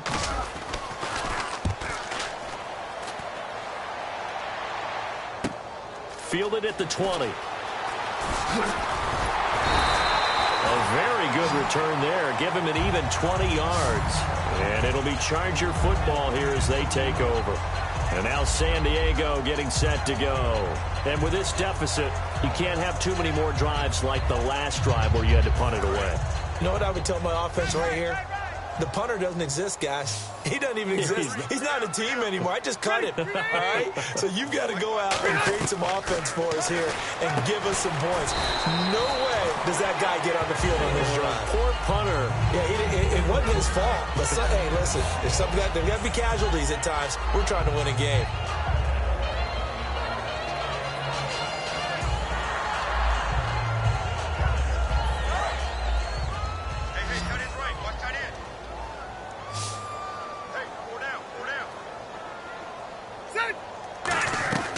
First down, Rivers. Benjamin with it over the middle. And all the way in. Touchdown, San Diego. Travis Benjamin, 47 yards. And the Chargers are able to close the gap just a bit. Yeah, you heard it, right? Exhale. You heard the exhale, and I'm taking that from their bench because finally, right before the half, they find a way to get the ball in the end zone and get some points on the board. Maybe they can use that to kickstart them for the second half. Yeah, just to get something before going into the lockers. And now in the second half, if they can just tighten. It's what they want to do. Tighten down everything they're doing, and then maybe explode at the right time.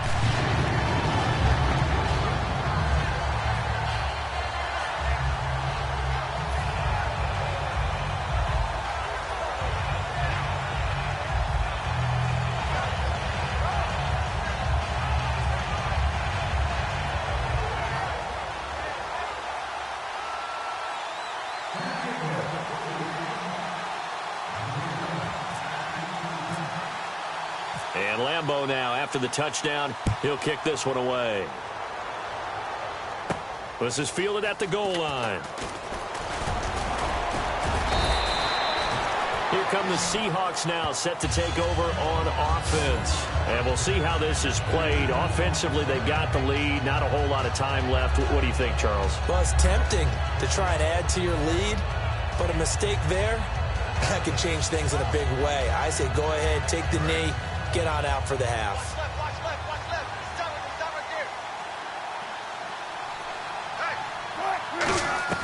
Throwing now, Wilson on first down. It's caught on the left side by Baldwin. And he's brought down after a good gain. A good pickup there at 22. And the offense moving quickly to the line. I don't care how many times you tell the story, it never loses its luster for me. Doug Baldwin, undrafted. Tyler Lockett, and all the way in, touchdown Seattle. Tyler Lockett, 56 yards. And the Seahawks find a way to stretch their lead. I heard a coach talk about those late-in-the-half scores, especially ones that give your team a pretty decent cushion. He said those could be the ones that can finish off a squad if you let them. Yeah, they've got the cushion. This half has been theirs. And he's been a busy man, 5 for 5 now as he knocks another one through to extend the lead.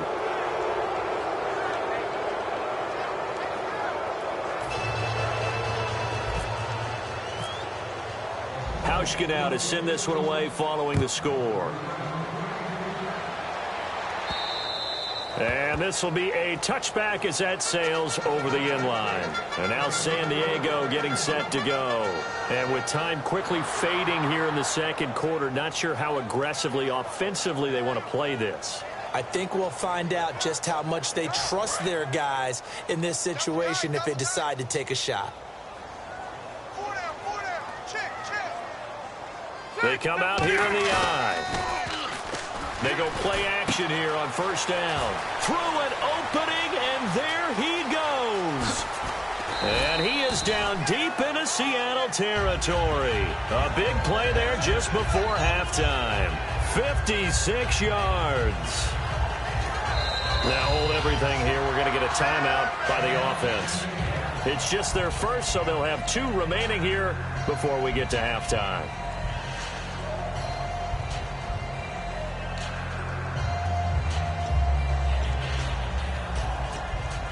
First down and 10 now for the offensive group.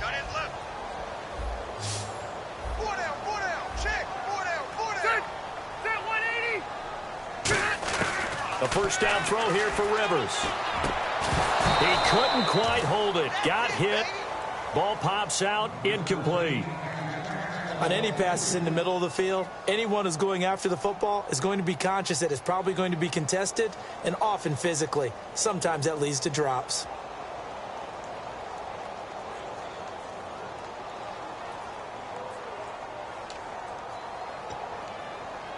So with 4 seconds to go in the half, here's the field goal unit onto the field. It'll be from the right hash, and it'll be a 36-yarder.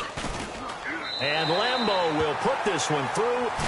First half in the books. You're watching the NFL on EA Sports.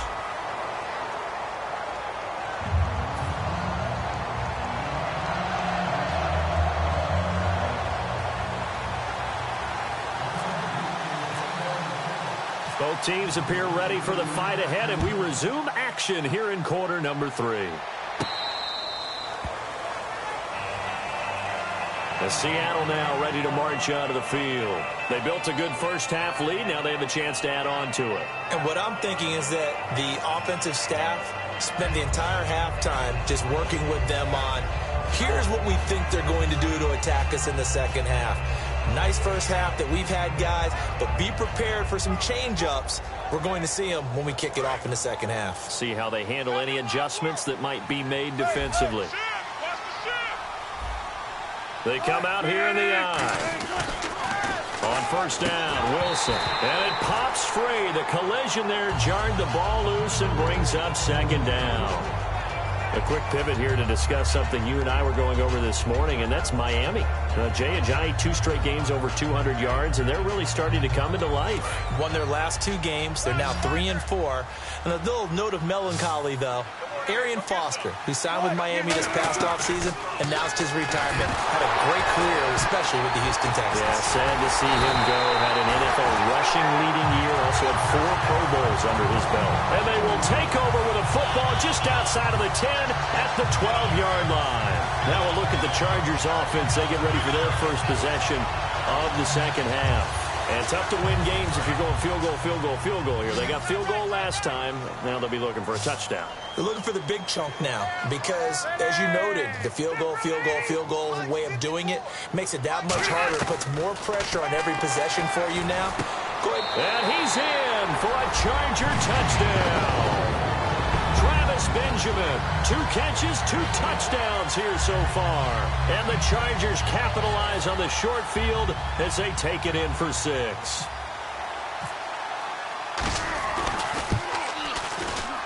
And that one makes this an 11-point deficit now.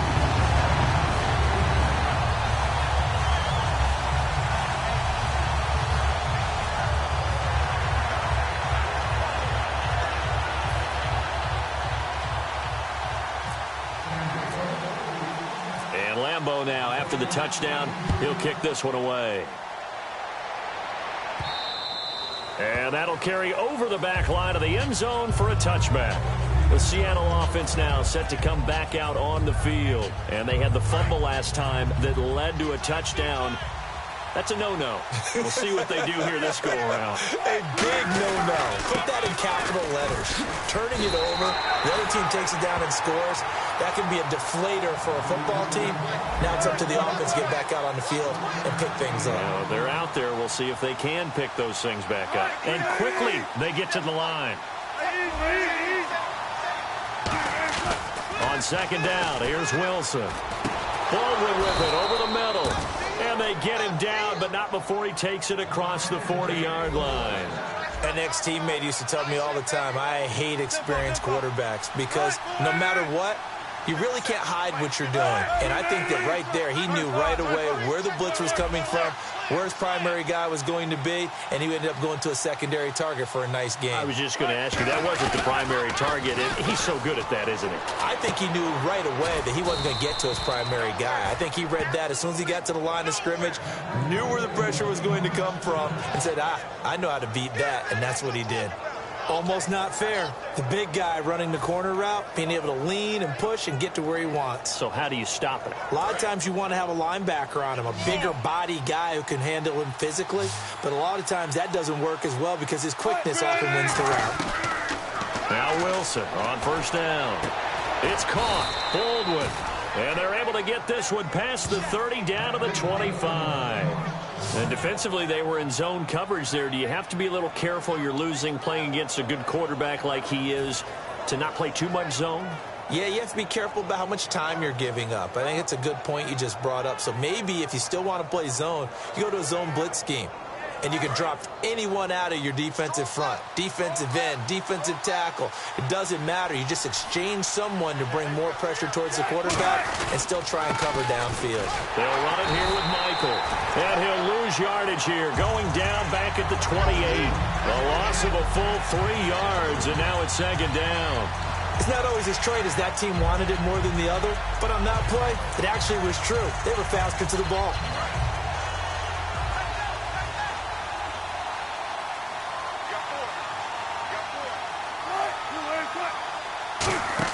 They go play fake to Michael.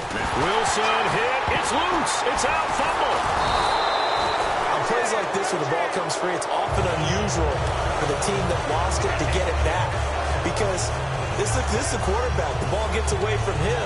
Everyone else is trying to execute what they're supposed to do on offense. They're usually looking in the other direction, downfield, or have moved away from him. In this case, though, a teammate is able to come up with the ball. I see an extra DB on the field now for San Diego. Yeah, indeed. Now it's Wilson. And he couldn't hang on to it through the contact. Incomplete.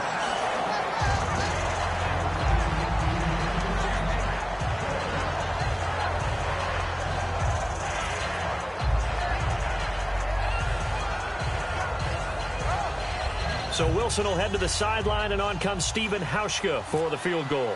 From the left hash, this will be a 52-yard attempt.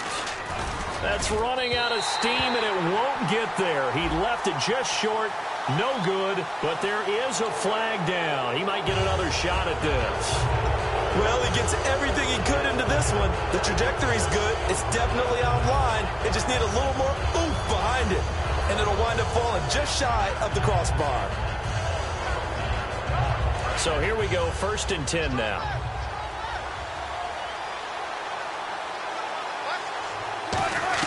From the red zone now, here's Wilson on first down. Now that'll be tipped and intercepted. Picked off by Denzel Perryman. And a big turnover there as his guys will get the football back. The Chargers offense now, they get set to head back on the field. Last time they were out, they scored. Still trailing here, though, so some work to do. But it's okay in terms of mindset. Because they scored the last time, they're not quite as worried about being down on the scoreboard because now their confidence is a little bit higher. They feel like they've got something going, and they felt... And he's going to be intercepted a 3rd time. Picked off by the Pro Bowl safety Cam Chancellor. And it'll be 1st and goal at the 7-yard line. The Seahawks offense now, they get ready to head back onto the field. And they had a nice little drive going last time. Through the interception in the red zone, costly. Bad enough to throw it anywhere, but that drives coaches insane when they're thinking about, hey, we got a shot at points already. We're already in a spot where you're thinking you got 3 on the board. There's Baldwin. Touchdown, Seattle. Doug Baldwin, his 2nd touchdown of the afternoon. And the Seahawks capitalize on the short field as they take it in for 6.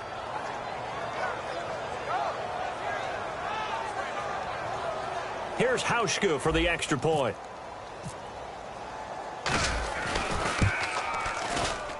And he's been a busy man, 5 for 5 now as he knocks another one through to extend the lead.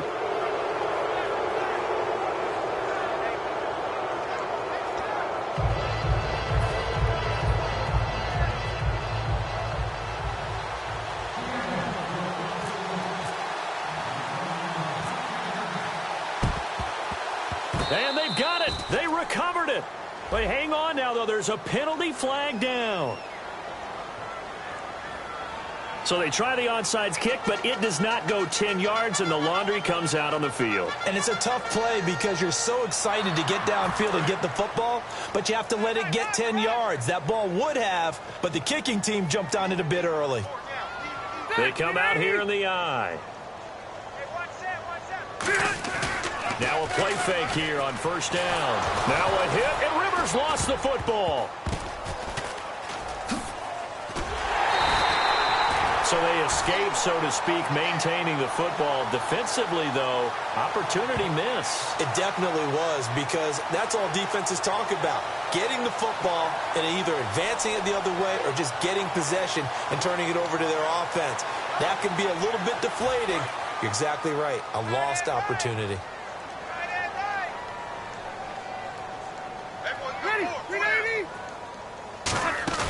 Play fake to Gordon. Now Rivers. Caught on the left side by Benjamin. 22 yards on the pickup there. And that's going to lead to a third down.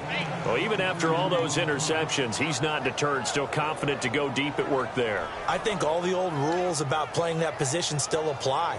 If things go wrong, you still act like you're the best player out on the field. You still carry that supreme arrogance with you and continue to fire the ball. I've seen guys have games like this, and this is where you find out if you're great or not. Can you overcome some interceptions and still lead your team to victory? He needed 2, he got 1, and that's going to leave him with 4th down and a yard. And, partner, when you run the ball on 3rd and 2, you're telling the whole world you've got nothing but confidence in your offensive line and your runner, and you expect to get it. But they were stuffed on that play, only got 1 yard. Great job by the defensive front, the linebackers, everyone got involved to force a 4th down. Still just the third quarter, but they've got to make something happen. I think they know that. They're going for it on 4th.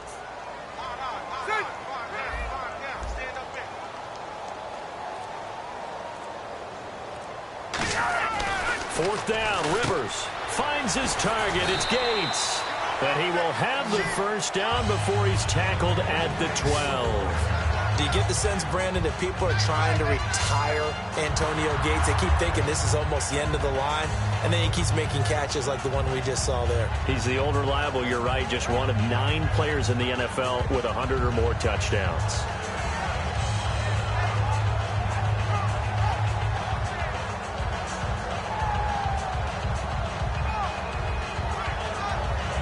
And this should be the final play before the quarter ends. And we're back now in Mission Valley and San Diego. It's Charger football, but they trail here as we get going in quarter number 4.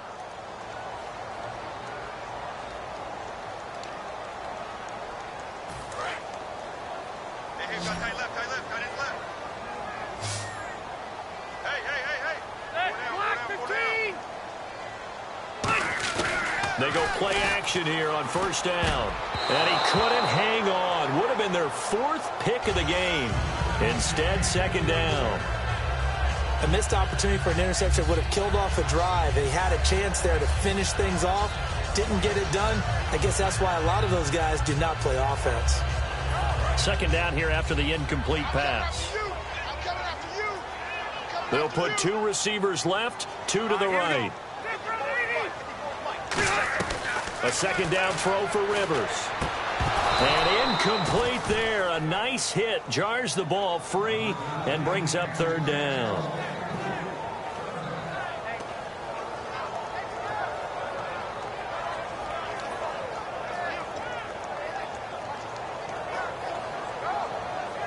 And here comes play number 6 on this drive.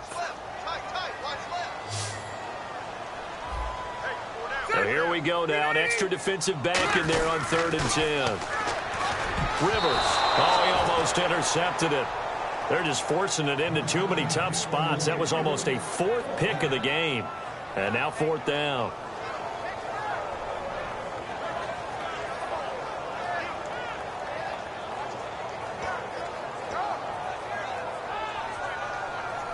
Here's Josh Lambo now for the Charger field goal.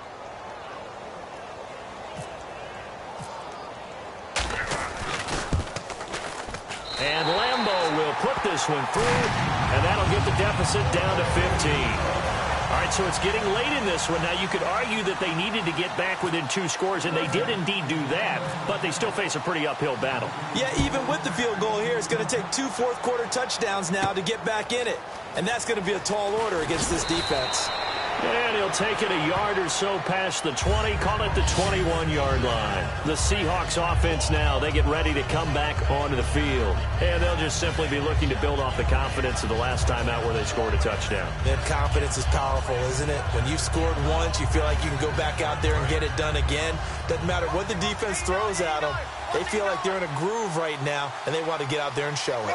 Yeah, hoping to stay in that groove here this go-around. And intercepted. Maybe the turning point they need. Picked off by Casey Hayward. And they have possession, and they have it at the 38-yard line. And now San Diego getting set to go. And last time they got 3 points, but it was a chip shot field goal. And when you go to the sideline after a chip shot field goal, maybe the offense not too happy. It's a balancing act, isn't it? Because you're exactly right. They're none too pleased that they didn't punch it in for 6 points. But you also have to remember, they did put points on the board. 3 points is 3 points. And in this league, you take points when you can get them. Not easily done. Call it a 3-yard gain, and it'll bring up a second down. What terrifies defenses when they see slant routes thrown is that the receiver is on the move, and oftentimes he catches it and gets upfield. Does a really nice job rallying to him and stopping him for a minimal gain.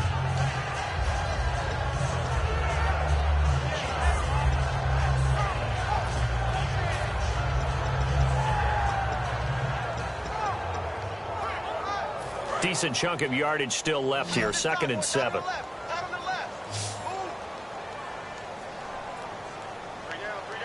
One man in the backfield is Gordon. Rivers now on 2nd down. It's caught on the right side. Williams.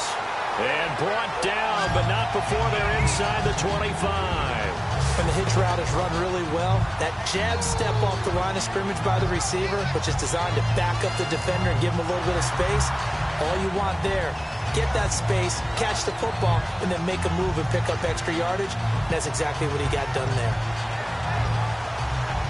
So the offense has it 1st and 10.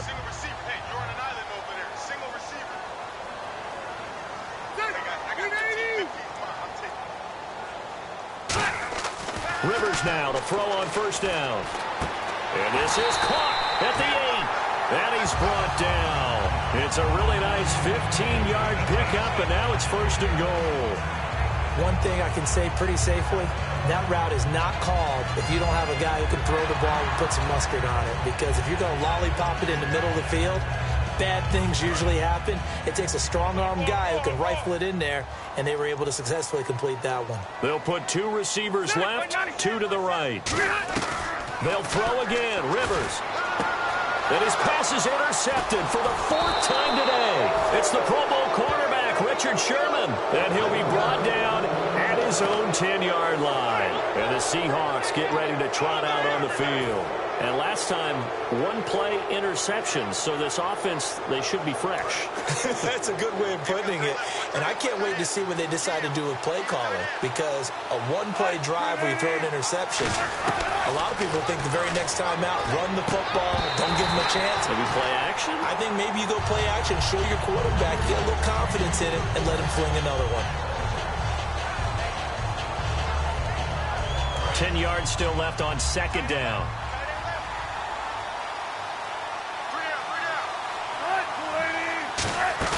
They go play fake to Michael. Now Wilson. And the hit jarred loose. It's incomplete.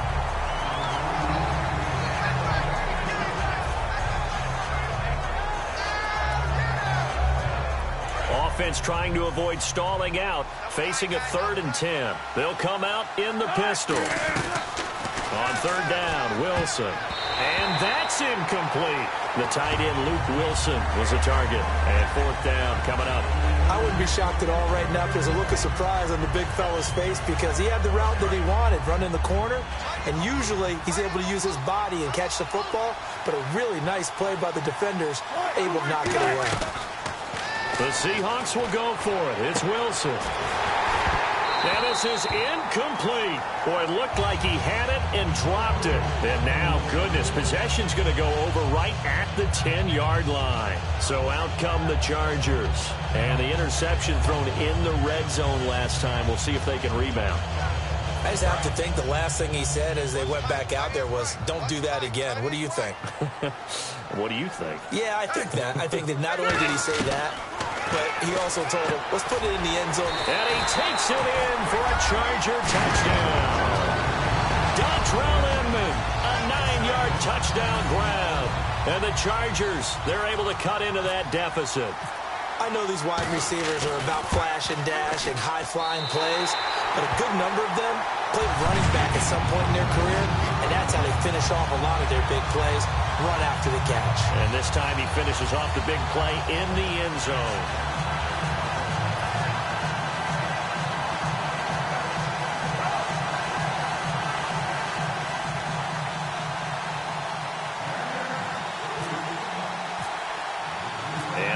Now, after the touchdown, he'll kick this one away.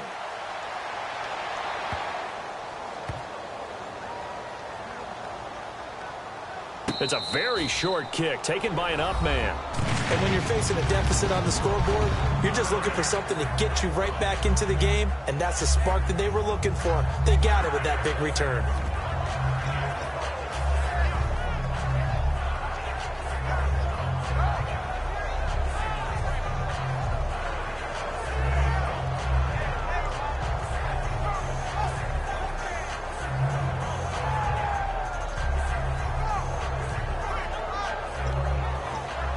So now a big play coming up as the Chargers are going to go for 2.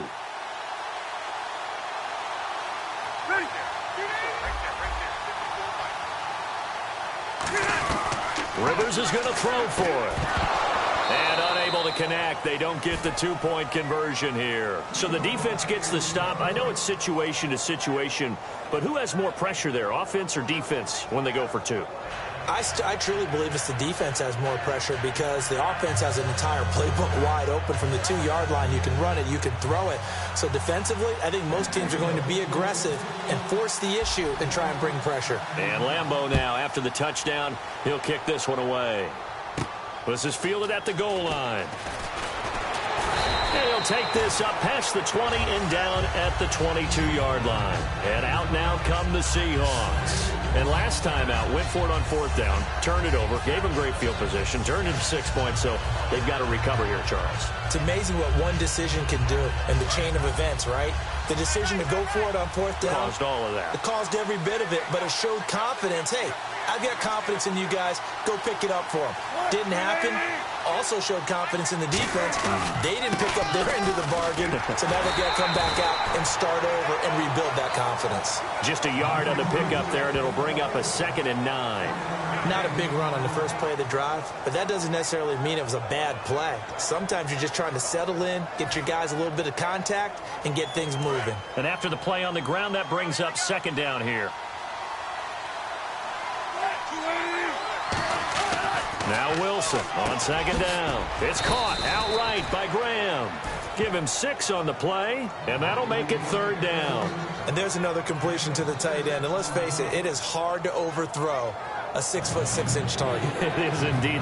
Quarterbacks like their speed guys. They like that huge 6'6" target that they've got in him. They really do, and it reminds me of what one great tight end told me once.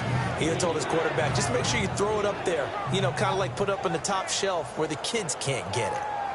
So they're leading. They have possession of the football, and certainly this is where they just want to milk the clock. The Chargers trot out their dime package, expecting a throw on 3rd down. Wilson, and he's got Lockett, and he's going to have a 1st down as he's brought down at the 44-yard line. And that pickup of a 1st down, that's going to leave a mark because they really needed to stop them there, didn't they? Oh, so frustrating. Defensively, you're a play away from getting that football back here down late. Tough. Now they've got to find a way to create a turnover or takeaway. Otherwise, this one will probably get away from them.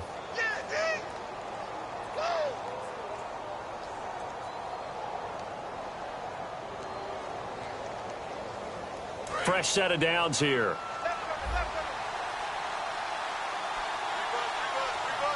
They come up in an offset eye.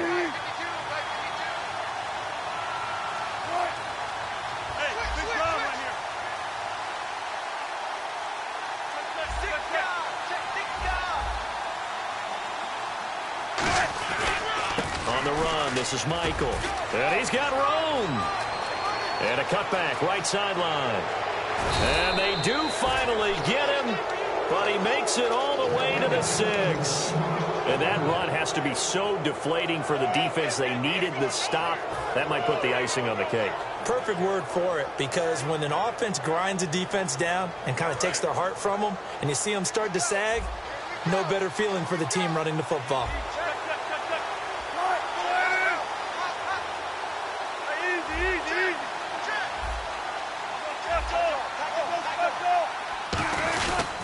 They run again with Michael.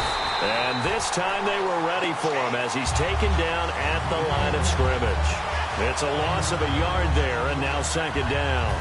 So, Brandon, when this offense gathers together to watch tape for this game, they're going to be feeling pretty good about themselves until the coaches get upset about the play we just saw. But you know their defense is going to be, if we put up big points all game long, the defense is going to win one every now and then. Just a 1-yard pickup on the play, and that is going to set up 3rd and goal.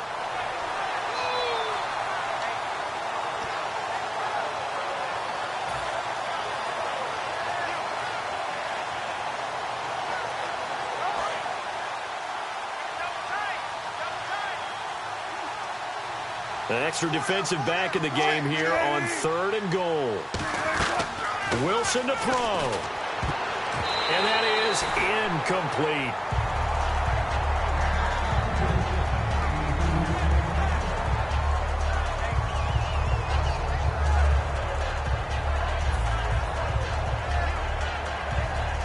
So the field goal unit is on the field as this is a big spot right here. From the left hash, a chip shot here. And Hauschka's kick is good. And that will push the lead up to 5. So they get the 3 here, but you wonder whether that's going to be enough. Yeah, I mean, you've now made it so they need a touchdown rather than a field goal to catch them. But you're right. If they'd gotten 6 out of that drive, this would be a much different game. And they will not get a chance to return this one as it's through the end zone for a touchback. And now San Diego getting set to go. 1 possession game. Time very much a factor. How does the offense handle this situation?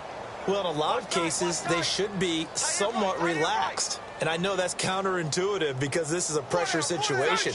But this is Friday practice every week of the season. You go over this situation, having to go downfield, limited timeouts, got to get out of bounds and keep the drive going and set yourself up. Defensively, you can't just lay back and let them do whatever they want. So it is a cat and mouse deal here. How much pressure will the defense bring and how much pressure can the offense handle? We're going to find out.